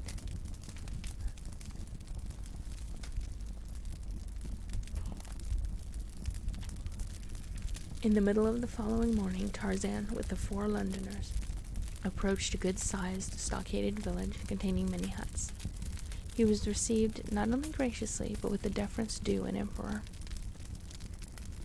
The whites were awed by the attitude of the black chief and his warriors as Tarzan was conducted into their presence. After the usual ceremony had been gone through, Tarzan turned and waved his hand towards the 4 Europeans. "These are my friends," he said to the black chief, "and they wish to reach the coast in safety. Send with them then sufficient warriors to feed and guard them during the journey. It is I, Tarzan of the Apes, who requests this favor." "Tarzan of the Apes, the great chief, lord of the jungle, has but to command," replied the black. "Good," exclaimed Tarzan. "Feed them well and treat them well. I have other business to attend to, and may not remain. Their bellies shall be filled, and they shall reach the coast unscathed," replied the chief. Without a word of farewell, without even a sign that he realized their existence, Tarzan of the Apes passed from the sight of the 4 Europeans, while at his heels paced Jad Bajal, the golden lion.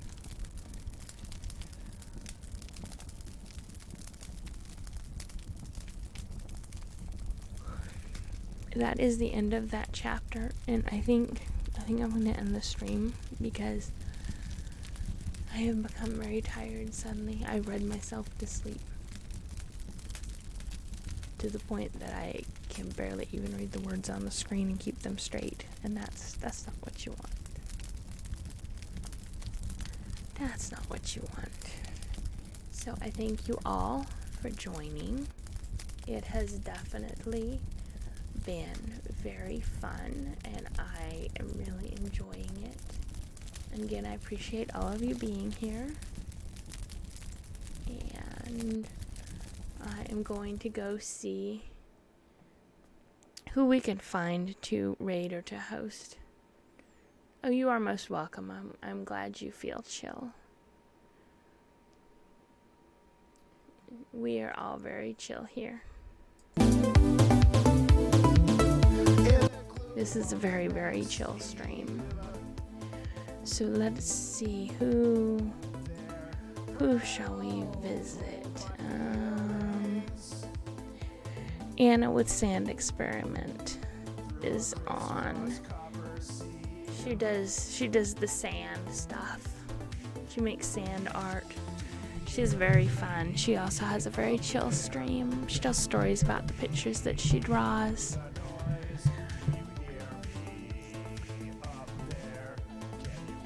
Yeah, we are all very chill here.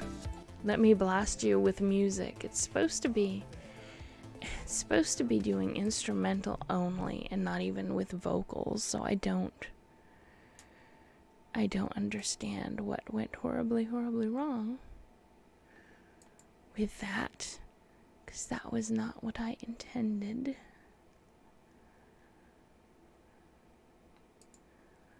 Let's find some chill music. Oh, and what really?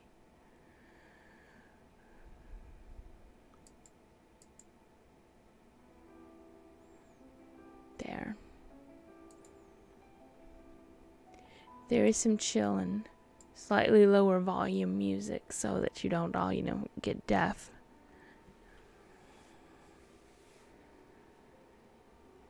So I am going to go ahead and host.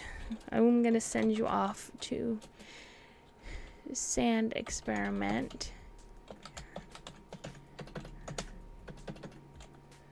No, we will raid. What the hell? We don't raid often enough. And raids are easier. So again, thank you all for joining this chill stream where we do casual racism and people attack with their seats and ejaculate words from their mouths. Good night, everybody. I hope you have a good night or a good day. And go say hi to Anna. I think you'll like her. She's pretty cool.